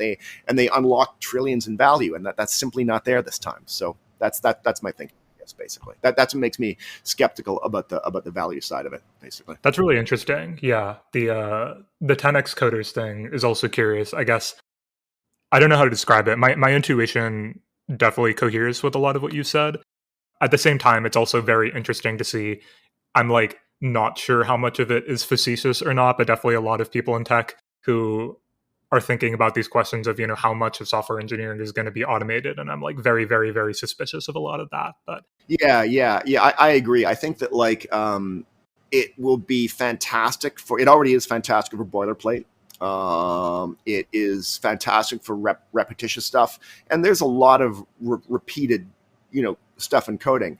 But the hard stuff, which is stitching two disparate systems together and transforming data between the two, like I've tried to use various large language models to re-implement a few personal tools I use that have to get stuff back from an API. And even like going very step by step, which how you get better quality out of things is not, don't ask it for everything all at once, kind of iterate and move forward. They have real trouble with APIs. Like I don't know why. They hallucinate methods. They sort of they get some of it but not all of it, like enough that I can go in there and fix it. But like, could they fully automate that stuff? Maybe if there was like kind of a post processor cleaning things up, like I do think there's great potential for letting LLMs do like the first major transformation of raw text or raw intent into something that's more structured. But then you need something that like just good old fashioned AI or human processing, or like a human written algorithm that says, okay, let's take that and let's recognize the stuff that makes no goddamn sense and get it out of there and put the good stuff through. And that's why, like, again, like I've seen this done where like people be like, here's a bunch of raw material that we need turned into structured data. And once it's structured data, you can use good old fashioned programming techniques to like correct errors and find stuff that's not supposed to be in that dictionary or in that object and get rid of it. And you've actually, now you've saved a lot of time, and you've made it possible to get stuff from customers, from users, or to take, unstructured data, make it useful. I mean, I think there will be, we'll discover, and we are discovering, I know entrepreneurs who are doing this, ways of working with them. But again, like, does that add up to trillions? I don't think so. I think that, like, now mind you, the other thing that I think will probably happen is that, like, or economically would need to happen, shall we say, is that the cost of creating and deploying these things will come down, so that, like, it doesn't need to make trillions of dollars, to be able to, like, in the same way that, like, the early neural networks, just for basic convolutional neural networks for use in visual recognition, were just imponderably expensive to put together. And now half the time it just runs in your browser. They push the energy demands off to the user, right? And you can, but that's good. That's what you want. You want this stuff to be lightweight, small edge, and like, and I would imagine something like that will happen. Like, maybe people go like, well, do we really need another, like, sort of foundational model that is only incrementally better, or could we just engineer a 2 old generation one down to the point where it runs like, it runs like in almost no time on a phone, right? I've been a little baffled why Apple hasn't, like, it's like, so Apple controls silicon, right? Like, they can run these things in the edge, and if they had their own kick-ass model running here, like, they would just, like with a well set up API that developers can work with. I mean, people would just immediately flock to making stuff for the because I'm honestly baffled as to why they haven't just come up with their own foundation model and had it there. It's not like they don't have the talent and the money. So anyway, yeah. All right, this is we could talk about this for hours. We could. I'm also very curious for an answer to that question. In, like, a different domain of the same thing, though, one thing I'm curious about your perspective on is, so one of the things that I really liked about your book Coders, and that you've also done quite a bit since, is, like, the psychological aspect of what's going on with the people that you're looking at. And I think that you brought out some things about people who enjoy programming and do this as a career that, like, resonated with me as somebody who, like, writes code full time. But another way this kind of came out, and that I wanted to get you to expand on, was in one of your Medium posts about poetry. You addressed what you described as depressing anti-humanist, like, we're just stochastic parrots ideas that float around techno circles. And you brought out this E. Cummings line about the Cambridge ladies who live in furnace souls and how it evoked the hollow souls of these tech dudes. I'm wondering if you could elaborate a bit on that, but then also, when I read that, I was thinking a lot about the very different responses we've seen to this point in time, because I feel like some of us see this very differently, and then there's a whole set of people who are like, we're building God or something of that sort. And I'm wondering how you see it. Yeah. The point about literature, I come at all this because, like, I'm someone who got deeply into computers when I lucked into being the first generation of teenagers who could get their hands on computation that we could wield ourselves. And it was just like it's kind of funny. Like, I Wired just asked me to write. They have these essays devoted to different programming languages, and they've done Python, they've done JavaScript. They called me and said, "You want to do one?" I said, "Well, you've already done the two that I use most of the time." But I said I could write one about BASIC, which I to this day think is probably the most important computer language in history, because it unlocked coding for the masses at a time when at this perfect moment when computation was landing in the hands of teenagers who are the weirdos that will discover the strange things you should do with it, that, like, precious industrial forces and professors guarding their, like, $4 million PDP ones would never think to do. So space war, games, weird stuff, like, digital graffiti, more or less, right? So BASIC was the engine of that. BASIC created the generation of people that made the internet, more or less. A lot of fun with that. So that's where I was as a kid. But when I went to college, I just studied literature. I studied English and political science. Mostly, I intended to do a double major, but I was so spectacularly useless at writing political science papers, and I got such miserable marks that I was like, look, I might want to go to grad school, and I'm not going to grad school with the marks I'm pulling in political science. So I just dropped them after 3 courses and did full literature. And but I kept, I was still a nerd. I was still interested in stuff. And when I graduate, I'm writing about the internet, right? Uh, and but honestly, like, and to this day, like, I mostly, like, I feel almost illiterate because I don't read any novels really. I mean, I don't read very many novels. I mostly just read, for my pleasure, I read poetry and nonfiction that I'm interested in, and I read a massive amount of poetry. And the thing I like about it is that it is so startlingly different from the ways that we communicate in our everyday lives, right? Like poets, like everyone else sort of beats around the bush, like you read a book, even like a fictional book about, like, someone wrestling with mortality, and, like, like it takes, like, I don't know, 40, 50,000 words to get there, whereas you pick up a poem by Emily Dickinson and she just goes, because I could not stop for death, it kindly stopped for me. Bang! First 2 lines, no screwing around. You are just there. One moment, you're lining up for your coffee at Starbucks. The next moment, you're thinking about death and how if you don't stop for it, it will certainly stop for you, right? I love the directness, the intensity of poetry. I love the weirdness of the way they use language. I love the fact that, like, their primary tool is metaphor, and metaphor is, as Northrop Frye said, the like literally the most hallucinogenic thing you can do with language. You're saying this thing is something else. The river is a snake, right? The snake is a river. Like, this is an incredibly weird thing to do with your brain, right? And so I've always loved it because it I read a lot of white paper sludge all day long, that's written to industrial or academic standards. And so there's interesting stuff in there, but, like, it's like the death of style, basically. And that will infect my brain if I don't, inoculate it with something stranger. So literally before I write a passage, I'll literally just spend 10 minutes reading some poetry just to inject some of the weird stuff in there and loosen up the way I use language. So, but also, like, just that's vampiric. That's me just stylistically enjoying it.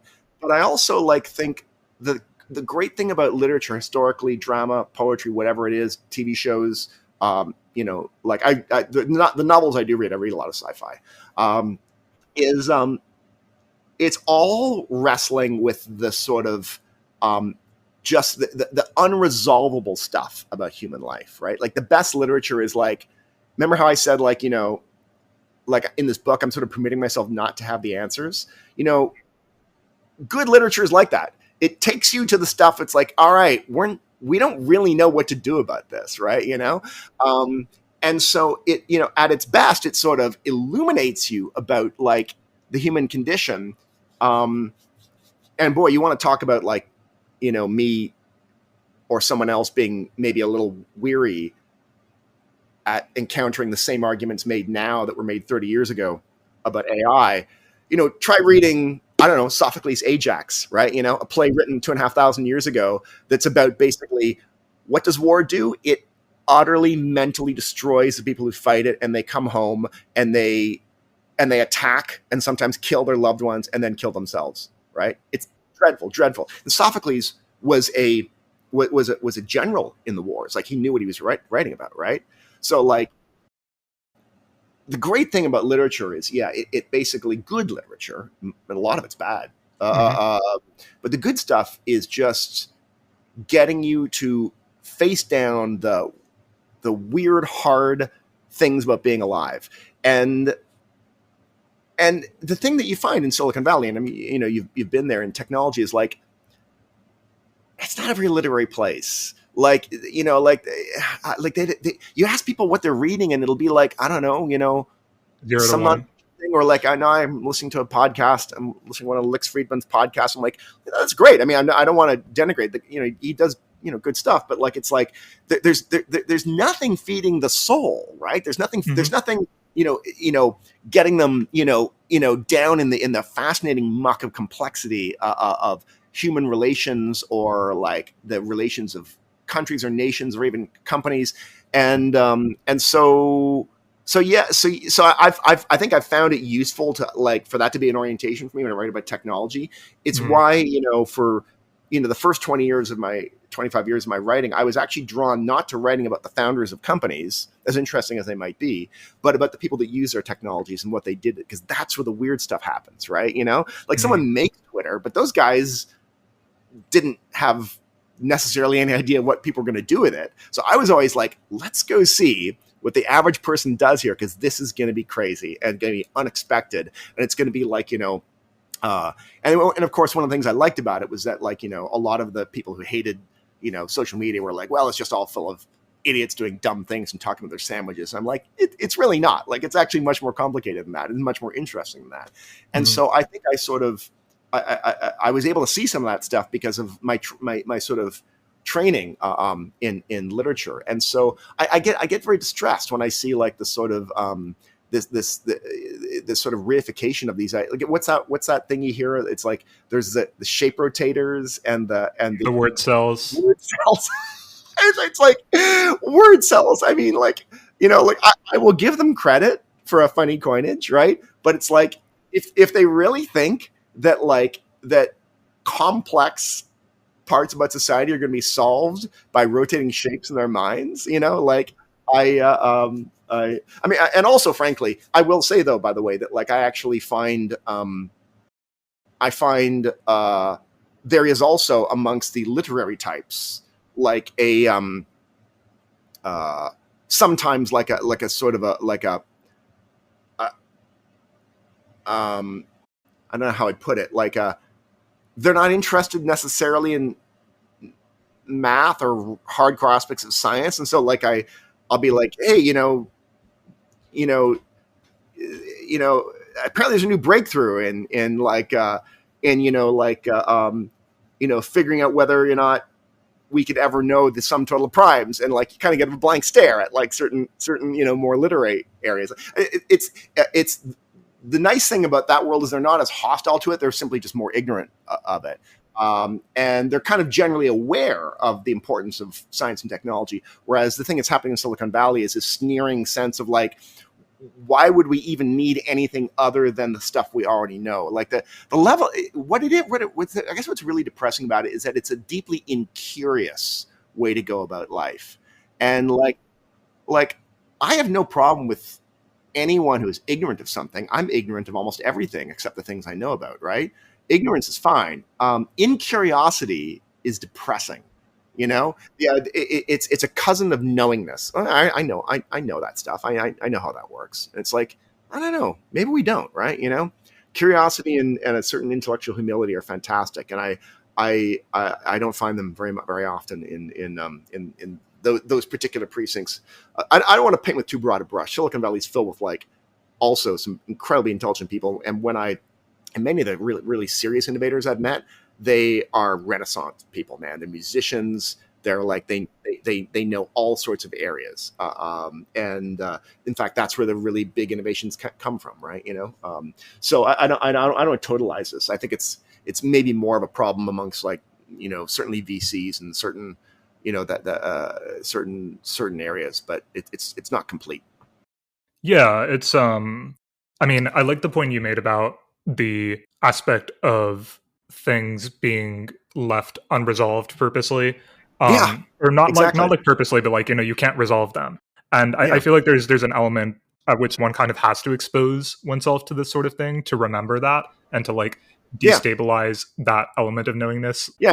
I mean, Shakespeare gets to the end of Hamlet, and it's just like there's just like 14 dead bodies on the stage, and some guy going, "Well, this is a shit show," and then like the play's over. Exactly. Yeah. Yeah. I guess it's like this like element of resisting instrumentalization.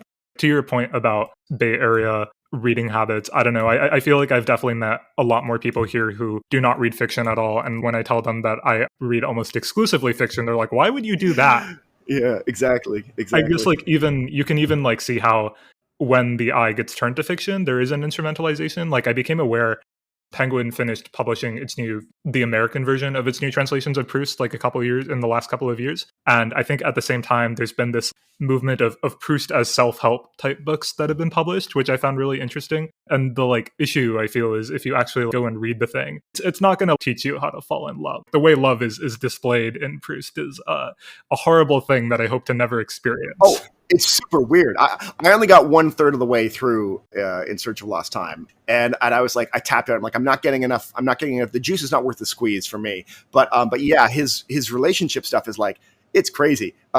He was a deep weirdo. The Albertine novels are like, so yeah, I was very distressed reading those. Like, what is going on with this man? Yeah. I don't know. I mean, I think it's like one of the, I wrote about this. I wrote a Wired column about this, where I was talking about the difference between different technological scenes. And one of the things that I've always liked about the New York technological scene is that the tech people that are here because they like New York City, which means they're here because they like the sort of weird ferment of everything from art to music to money to Broadway to museums to philanthropies to like just architecture, design, marketing, and so like when you go out to meet people or hang out with them in New York City, like you'll talk about technology, but it'll be one of maybe like 14 things you talk about. And years ago, I talked to Dennis Crowley, who was the founder originally of Dodgeball and then Foursquare. So he sort of invented the check-in, and he was telling me there was a point in time when his investors were very eager for him to leave New York City and move the company headquarters to San Francisco. And he basically successfully resisted by saying, look, the problem is this app is literally about nightlife and people experiencing things and sharing them with their friends. And this is a town where, again, like I just said, like if you were to go out, you would talk about 15 different things and only one of them would be technology, and it would be maybe the seventh subject of conversation. He was like, I kind of want to stay here because I want to know where I fit in the stack of my users' concerns and their lived experiences. And that's, I think, been great for me, spending my whole career working from New York, is that it's helped me understand what I write about and where it fits in the lives of the people that I'm trying to communicate with, right? And it's a little trickier to figure that out if you're in San Francisco, where, I mean, you talk a lot about technology, you talk about real estate and food, and that's kind of it, right? I mean, it's like those are the main things. So yeah, it's how long have you been living there for? I've been here for a couple of years. I've been working in this area for 3-ish, maybe nearly 3 years now. Yeah. And like, it's kind of funny because San Francisco used to have a lot of, I mean, I think it probably still does. I don't want to paint a city like too one-sidedly. Like is there art still happening in San Francisco? Absolutely. I think it's more specifically the worlds of technology don't interact with much like, whereas if you went back and like looked at like the 90s and, you had people like Jamie Zawinski, who's like one of the core members of the Netscape team. And he was totally interested in the nightlife of San Francisco to the point where he creates, the DNA Lounge, literally a central nightclub, that served like all the weirdos and artists and hackers who like to do art and stuff like that.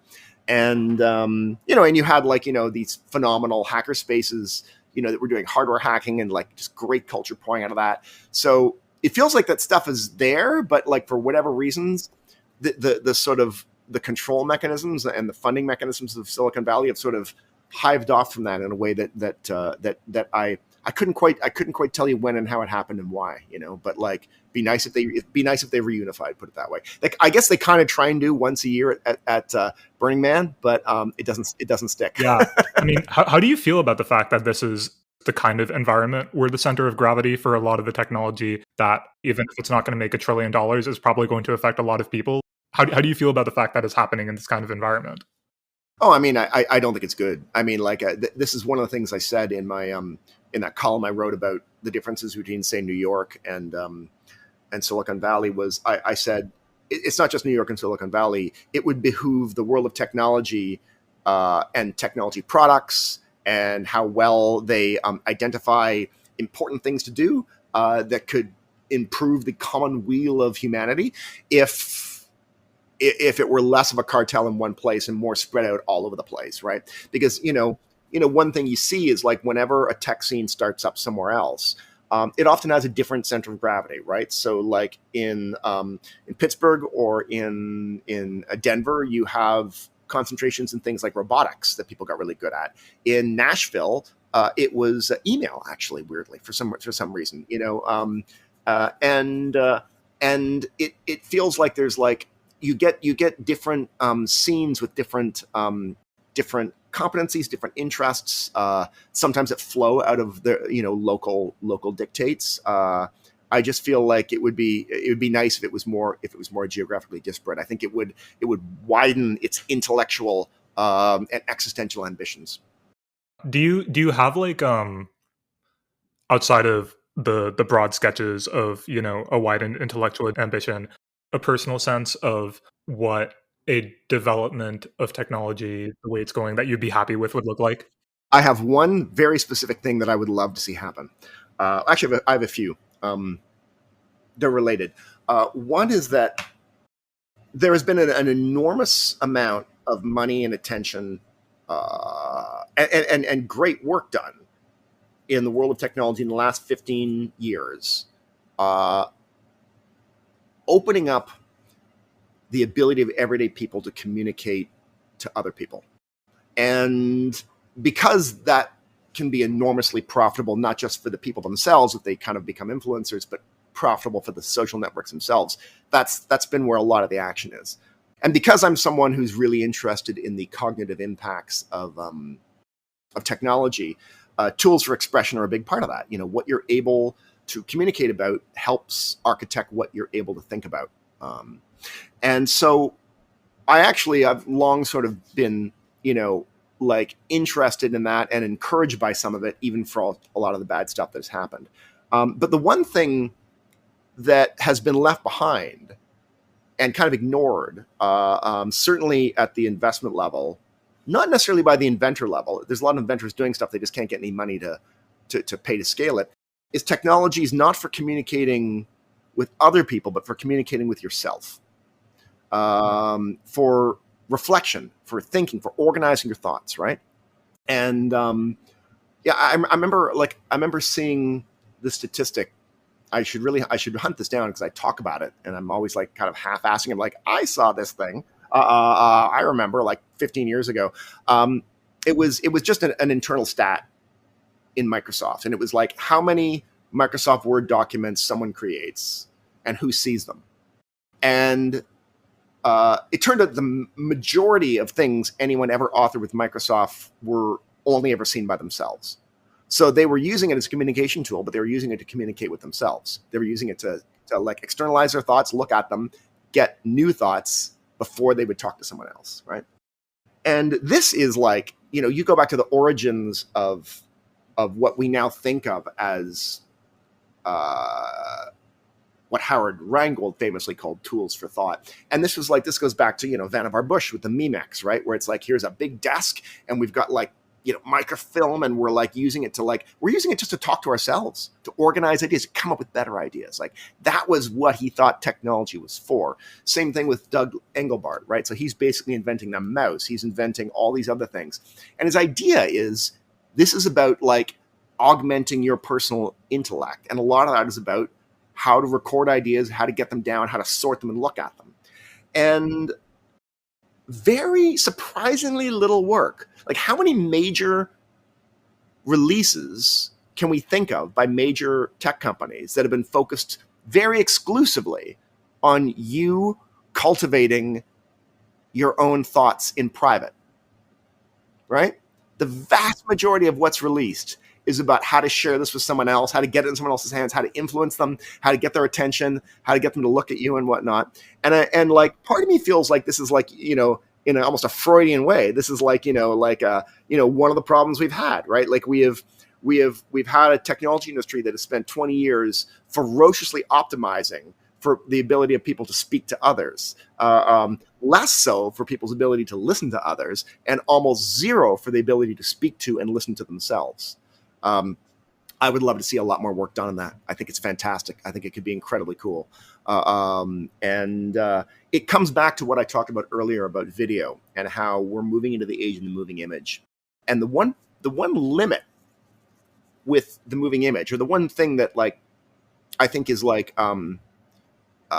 evidence of its of where it is on the sort of the evolution as a thinking tool, is that, to the best of my ability to research this, the vast majority of times people record video, it is for someone else's consumption. It's to send to someone else. It is literally to communicate with someone else. And they almost never do it to communicate with themselves, to think over something, to sort of mull over ideas. And that's partly because the tool set just simply isn't very good. Like, you think, I've been waving this pencil around. You think about like a pencil on a piece of paper. Like that is like a very flexible thing. It's designed to let you jot things down and look at them.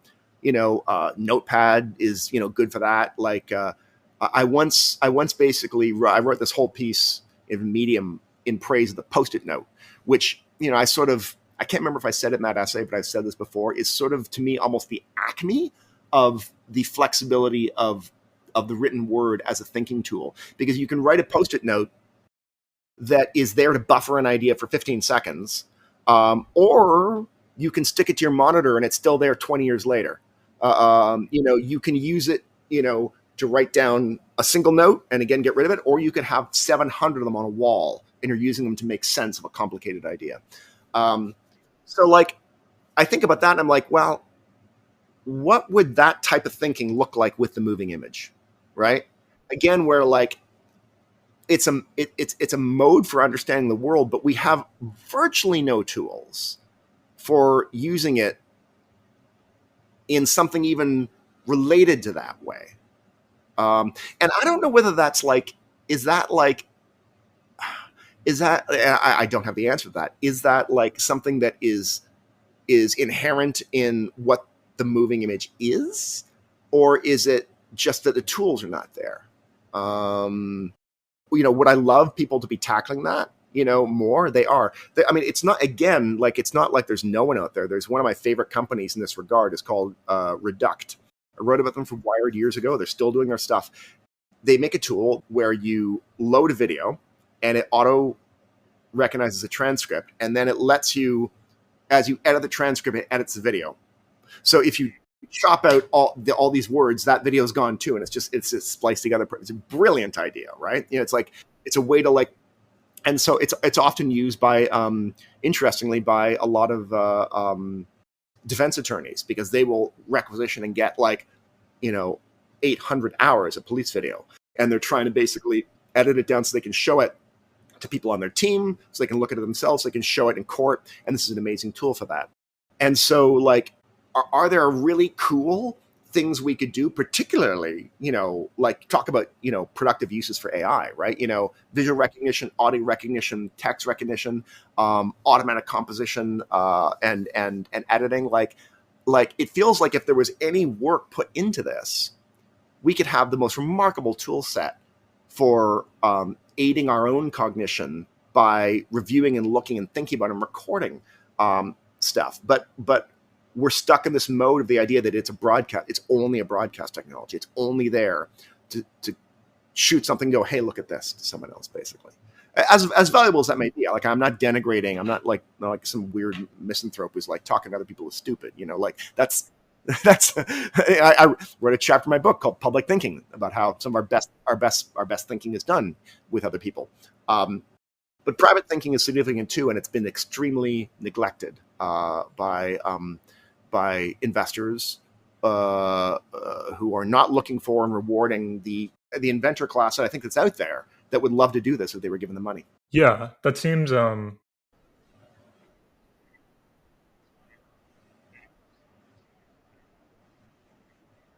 not obviously for Yes. like thinking through Yeah. something, even if it is to communicate a Right. message. Yeah, but it's adjacent. It's adjacent. I mean, like I've often argued that like that the animated GIF might be the closest thing to the post-it note of the moving image, which is to say, a little moment in time that we find meaning in, and we want to kind of look at, or we want to use as an emotive expression or something, where it synthesizes something, a stance, an emotional stance, or whatnot that we want to look at.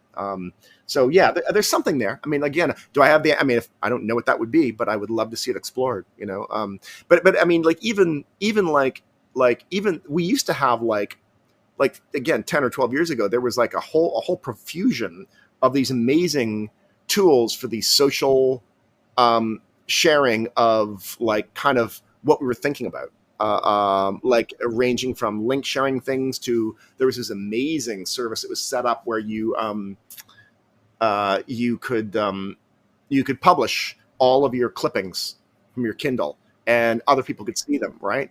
And this became a way of like, like, oh my God, like not just what has someone been reading, but what are they finding in it?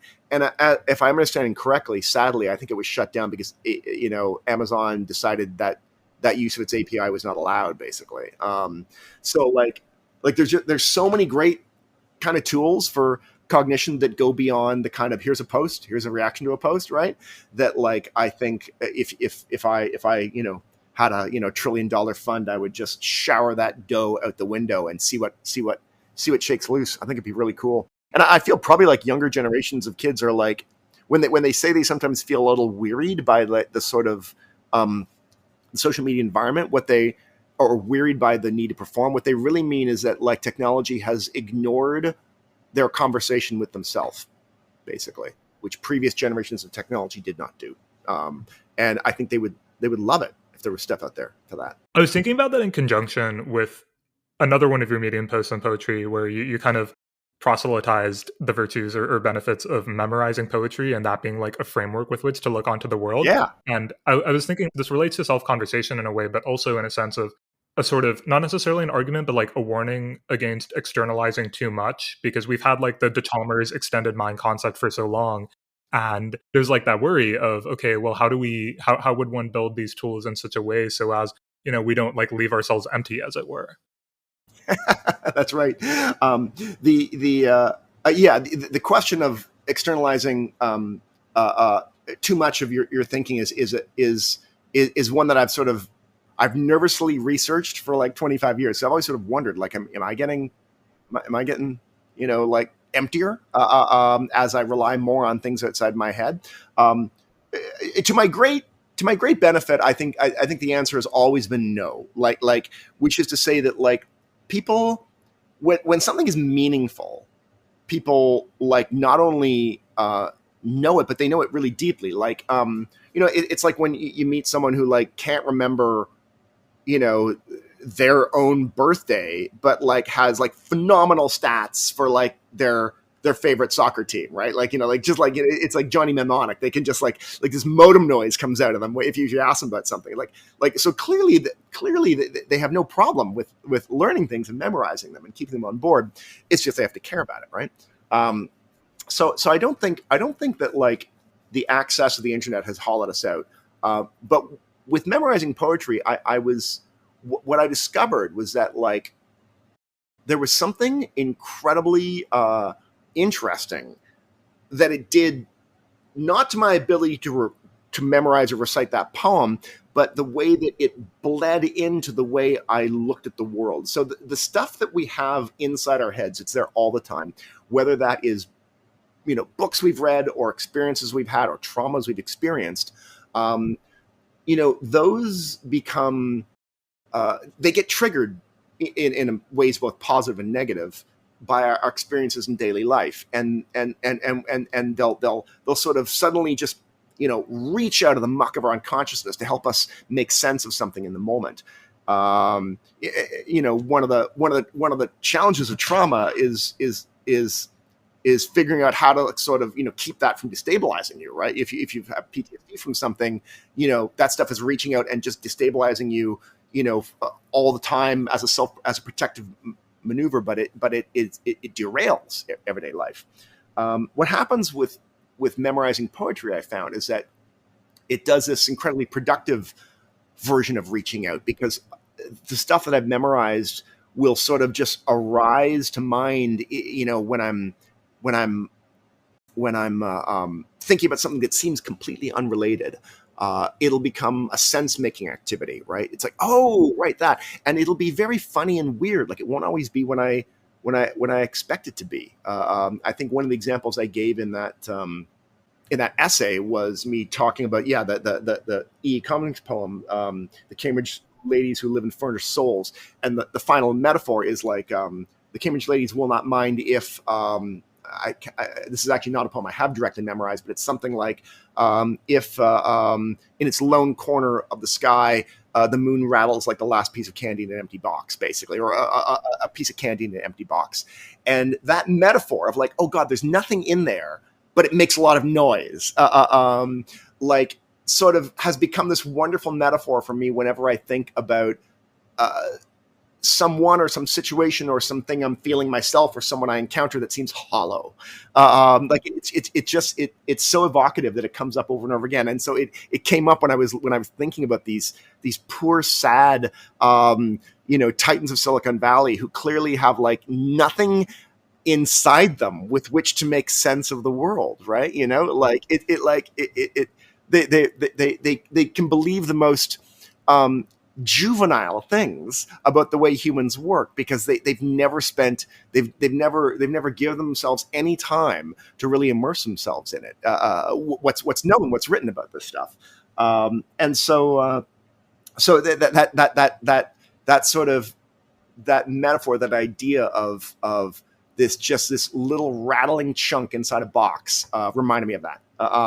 And this happens over and over again. I mean, I was what was a book I was just rereading? There's a Canadian poet. I'm Canadian, called F.R. Scott, and he was a lawyer. He was a civil rights lawyer, free speech lawyer, and labor rights lawyer, and he just wrote poetry his whole life. So I've got a collected works of his that I'm sort of plowing through, and and he is by turns very funny and very direct. And he actually wrote a poem. I guess this would have been in like probably the 1950s, where he talked about being self-employed and how he's actually a terrible employer for himself. And it's so funny when you read it, because you're like, actually, you're making me think I should just go and put a photo of that on Instagram today, because it's like, like, dude, like, you kind of nailed this back then, basically. Yeah. Actually, the book I'm currently reading, it's really fun. I'll just show it to you. It's called Memorial, a version of Homer's Iliad by Alice Oswald. So basically, what she did, I did these 2 blog posts. I don't know if you saw them in Medium, where I excerpted the bloodiest fight scenes of the Iliad, like just the fighting, none of the other stuff, like just like, and the kill shots, like, ripping someone's head off, the spine comes with it, ripping someone's lungs out, and a lot of eyeballs. And so somehow, I guess maybe I was primed to, someone was giving this away. It was on the front stoop of a Brooklyn apartment, and I looked at it, and she's done kind of the same thing. It's a lot of the death scenes, but what she does is she rewrites them in her own kind of, free verse prose. And so in a very beautiful way, like, it's sort of evoking the kind of creepy beauty of the and the way that, like, Homer, whoever Homer was, whoever groups of people, or this passed down poetry, because they were immersed in the natural world, they were always using natural metaphors to describe human ferocity, human suffering, human experience. So people dying are, like trees being felled in the wilderness, like, someone killing someone else is like a eagle diving down on a rabbit, right? And so it's a really fantastic book. And so there's something there's something about reading it right now that's just sort of filling my mind with all these ideas of how much of the natural world sort of still is as intense and ferocious as it ever was, despite our attempt to sort of hide it with all of our concrete and steel and technology, and how we're seeing that just coming back, with a vengeance, and how we can't get away from it. We're gonna have to like deal with that. I mean, this is the climate stuff right there. So I find myself. I find these resonances, help me make sense of and think about the depths of stuff that's happening to us in everyday life. It was interesting to me how you mentioned, and this kind of makes a lot of sense for poetry, that you look for the stuff that seems to grip you like really immediately. And one thing I'm wondering about that though is if you've been able to figure out like an articulation of what it is about certain poems that grips you in that way, and like whether you feel that the set of things that do grip you, that you like invite to the table, as it were, are expansive for you in a sense. Sure, yeah. So you reminded me that I need to write an essay that I've been meaning to write for a while, which is like, essentially, it's like not so much how to read poetry, but how to find poetry worth reading. And I've written a little bit of that. You saw that comment I posted where I said, I pick up the book, I flip randomly, I read something. If I'm not grabbed in like 17 seconds, back on the tray, like I'm like this is speed dating, and I'm like, come on, dance monkey, give me something here. Basically, I'm not like I'm very impatient. As to what it is that hits me though, like actually, like it's very diverse. Like it could be a simple turn of phrase that's so good, I'm like, if this might be the only good 3 lines in this whole book, I don't care. I want to own it. I want to own it so I can relook at those 3 lines. And maybe there'll be more. And sometimes you'll flip through and go like, oh, this person's great. It's just banger after banger. Or they're like, yeah, that was a good one, and the rest stuff is kind of mediocre. Or it'll be like, those are the only good 3 lines this person has ever written. Like everything else is absolute garbage and trash, and they lucked into it. Either way, I'll go for that. So like it could just be like an image that I'm like, that just is a great image. It is illustrative of how I want to use language myself. Let's get it in my life. Other times, like I'll see like a project and I'm like, oh, that project is pretty cool. So the other book that I'm reading right now is called Black Bell. And unfortunately, it's not in front of me and I can't remember the name of the author. But like basically, the author, who's a Black woman, an academic, I think a historian, I think she's a librarian, actually. She's a librarian. She saw or discovered in her research, like these sort of like restrictive collars for slaves that would have bells on them. And the idea was the slave could not sneak around and certainly could not sneak away because they would make noise, right? And it was like part of these, these horrifying technology that was used in service of slavery. But, she found something so evocatively creepy and weird about the idea that like the movements would produce these bells that she started writing these phenomenal, interesting, dark, gripping and weird poems about riffing off this, like going into the modern world, the experience of being Black in modern America, historical stuff. So with that, I was like, I saw it and I saw this opening poem. I'm like, that's amazing. And I realized what she was doing. I was like, oh, this is a project that is just like, I'm super intrigued by it. I mean, it hits on all sorts of things. Like I'm interested in the history of understanding the history of racism and history of slavery. I come from Canada. They didn't teach about that stuff. I'm like educating myself in the middle of my life. Right. I love the fact that she's like talking about this technological aspect of it, because that just hits me where I live as a technology writer. The original poems were amazing, so it just got me swept in. So that was kind of one where like I would see a project, I'm like, I want to follow that project all the way through. Like even if it wavers or like there are moments where I'm not as into the writing, I just kind of like I'm impressed by the ambition of that thing, and I want to see it through. Sometimes it'll be like what will attract me is something that's just kind of breezy, like like it not like the poems are not deep, they're not intense, they're just kind of fun. You go through them. Like I quite like that. I get attracted by that. Sometimes it's historical. Like I read a lot of modern poetry, and it's hit or miss. Very often miss, mostly miss. And then, but I'll also go back and reread stuff from the quote unquote canon across the whole world, like India, China, America, Africa, because stuff that's been around for a couple hundred or a couple thousand years. Sometimes it's there.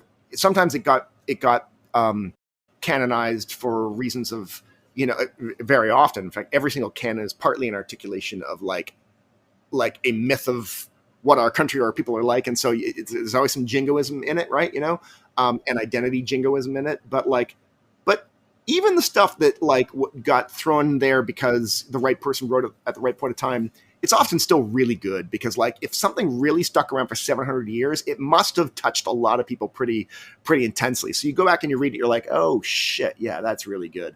So my single favorite poet is Alexander Pope, from the 18th century. Very back when poetry back then, in a weird way, the closest modern analog is probably hip hop. Is probably socially conscious hip hop of the 90s and the aughts. Because back then, if you wrote poetry, you didn't write about your own personal experience or your feelings. You're like, no, these two, the Duke of so-and-so got into a land dispute with so-and-so. Here's my 700-line poem, what I think about it, right? The idea was poetry is how you talked about affairs of state, how you talked about the meaning of humanity, and so it really has these resonances with a lot of hip hop that's I'm talking about what's happening in the world around me, right? And my relationship to it. And similarly, back then they were obsessed with just wit and craft. They had absolutely no use for you if you could not pack the maximum amount into just a couplet, just shoved in there so beautifully. Again, the wonderful concision and wit and wordplay and rhymes of really just artfully crafted hip hop, right? So I often reread Pope's essay on criticism twice a year. It's just nonstop good. I've been actually meaning to, speak of memorizing, for the hell of it. I've been thinking about trying to memorize the whole thing, but it's a couple thousand lines, so it would take serious time. But I'm kind of intrigued by the idea of doing it. Just, why not, basically?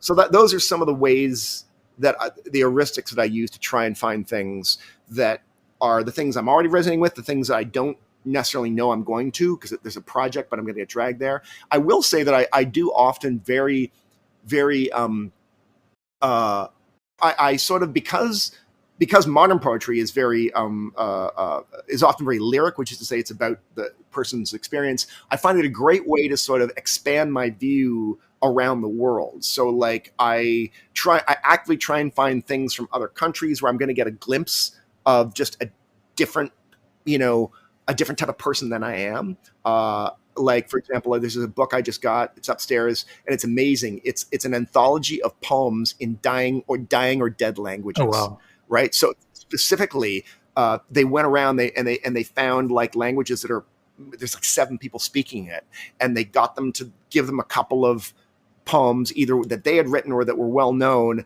and you get the language on one side and the translation on the other, and it's intense, obviously, but it's really cool because these are you talk about technologies architect the way that you think. A language is one of the main things we have for helping us, figure out what is it we're able to say. So seeing languages go that way is wild. So I some of it is about sort of trying to broaden my understanding of the world. So I'll very often go for people around the world, people that are just from very different walks of life from me. That's how I do it, basically. That's really interesting. I was thinking maybe a good place to close out was something that I think we've talked a little bit about your writing process and how you think about it. And I promised my friend Sean that I would ask you a question that he sent me, who initially introduced me to your work, and I think also wrote a couple of those wired programming languages essays that you were talking about. Oh, yeah. Yeah, he wrote the JavaScript one, actually. Yeah. Fantastic essay. Yeah. Such a good essay. Yeah, he might be listening to this, so I should ask this question for him. Hi, Sean. He wrote to me, I see Clive as someone who is able to cultivate a wholesome and awesome life while having a great career. And it seems so effortless when I talk to him. It was a very nice thing to hear. That's an incredibly sweet thing to say. It was so sweet. Yeah. He wanted to know about the compromises you made. And I know you've kind of addressed this at length elsewhere about being broke for a really long time after college and not having student debt and how this enabled you to take that kind of risk. This got me to thinking one thing I hear often with writers, and I think George Saunders said this somewhere, is there's a sense in which even after you've like sold a book, you haven't really made it. And I thought that was interesting, and I was wondering how you feel about that, to the extent to which you feel like things are complete and healthy and balanced, and like what it means to make it for you. Yeah, yeah. So I guess there were kind of two things that there were like two things that I guess were metrics for myself, thinking about like what I'd managed to accomplish with journalism. One was just being able to make like a middle class living, which, as you mentioned, took a really long time. I mean, because I was freelance writing, and you don't make a lot of money as a freelance writer. I did not make anything close to what you would think of as like a living that would allow you to have a decent place and maybe have a family, and maybe save a little bit of money. And well into my mid 30s, I would say, basically. And that was partly because I started off in Canada, and I just got myself to like low sustainability. I moved to the US. I had to meet everyone all over again, had to start all over again, and that took some time too. And like I was forced into that, right? Like I graduated in 1992, and if the Toronto Star had hired me to be a City Hall court reporter, I would still be doing that. Like I had absolutely no magazine or book ambitions. I wanted to be a daily reporter, frankly. But there was a cripplingly bad recession in Canada at that point in time. The Toronto Star and the Globe and Mail, our two local papers, had not hired anyone new in like at that point in time in 10 or 12 years. The first time, in fact, they didn't even have summer internships. It was the saddest thing in the world. The two interns that the Toronto Star had that summer I graduated were like 43-year-old reporters who they laid off the year before, and were just rehiring them for 3 months in the summer to give them a little bit of money. That's rough. Yeah, it was rough. It was really rough. All the student journalists I knew, they all went off, and almost none of them did journalism. They all went off and did other stuff. So I decided I want freelance. Again, Canada, good place to start that. Didn't have to pay for health insurance. Very cheap rent. I was in an SRO, and I didn't have any student debt because my tuition was $1,200 a year. I could handily make it in a summer job, basically. So yay Canada, yay social democracy for opening doors. But it was not easy. Like the period when I'm like, I'm freelancing because no one will hire me. I'm writing magazine pieces. Oh, that turns out to be really interesting and fun. So like, it wasn't all hardship. I was, once I realized this is what I wanted to do, it was like, well, this is a fun thing to do, right? It's like, maybe it doesn't pay a lot of money, but getting a few months to write 5,000 words, a really in-depth story, it's phenomenal, right? So that was the first metric. But I eventually got to the point where like, okay, I'm doing this, and I have enough contacts, and people trust me enough that like I can reliably make a decent amount of money.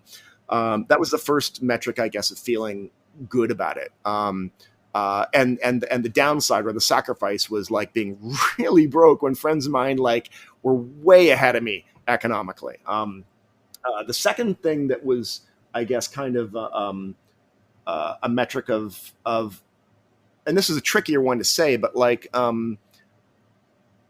of a satisfaction was when I began to realize that I enjoyed writing, and people wanted me to write like, big, chewy ideas journalism, where I got to dive into something that was happening in society or technology or culture or science, very often an overlap of those, and come back with like, not a story about like, okay, you've heard of this person, now I'm profiling them for you, or you've heard of this thing, but like, you've never thought about this idea before.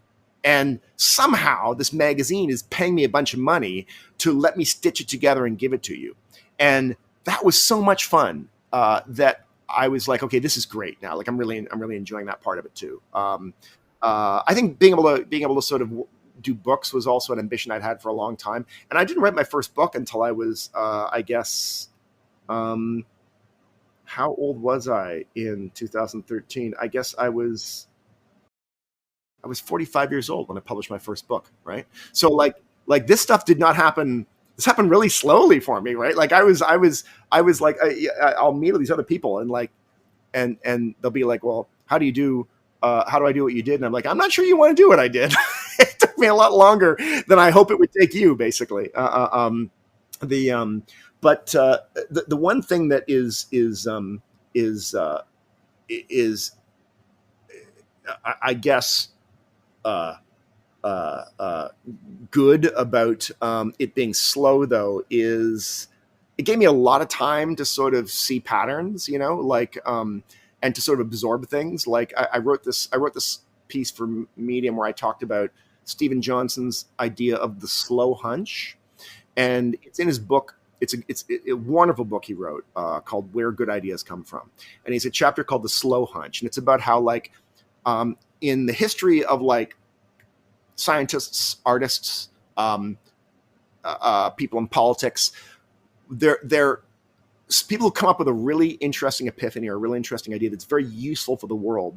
Very often it took them years or decades, and they were sort of, you can see them working on it and stumbling across it over and over again until finally it happens. And this is very true of my journalism, which is that the most important things I've written, I was paying attention to for a decade before I finally got to write about it. And so that's one of the upsides of this being slow and taking a long time for me, is that like, even now, like, I'm writing this book about cycling and mobility and energy, but like it's benefiting from the fact that I've been sort of gathering wool on it for 25 years, 30 years, right? And it makes it easier to write because, things are very clarifying. If it takes a long time for you to think about something, it's almost like when I talked about the canon and how poetry that's been around for 700 years is probably there for a good reason. It really struck enough people that we just never discarded it. If there's an idea or a thing or a pattern you've noticed in reality that's been sticking with you for 15 or 20 years, it's probably one you should pay attention to, right? And so that's kind of the upside of this. I think it's all the other thing that I'm excited about right now is that I'm so grateful for being able to be given the opportunity to write about this energy stuff that I've been wanting to write about for so long. And it is just personally gratifying and exciting. Like it drives me forward. And I think this is the other thing that I've enjoyed about being at this for a while is like, I guess maybe I'm relieved to discover I'm still excited about things. Like I'm still like, holy crap, I can't wait to get to do this thing. I can't wait to write this thing. I can't wait to talk to this person. I can't wait to to do this research. That's an amazing feeling that I'm always, the moment I don't think I want that anymore, I think I'd probably go and do something else, basically. That's a great answer, and I think really, really helpful to think about.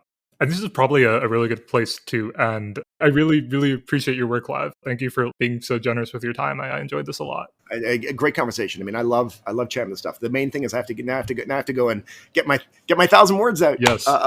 We'll see if I can do it. Wish me luck. Thank you for listening. Thank you to my guest Clive for doing this. If you like this, share it with your friends and your group chats, wherever it is that you share things with people. And I'll see you next week.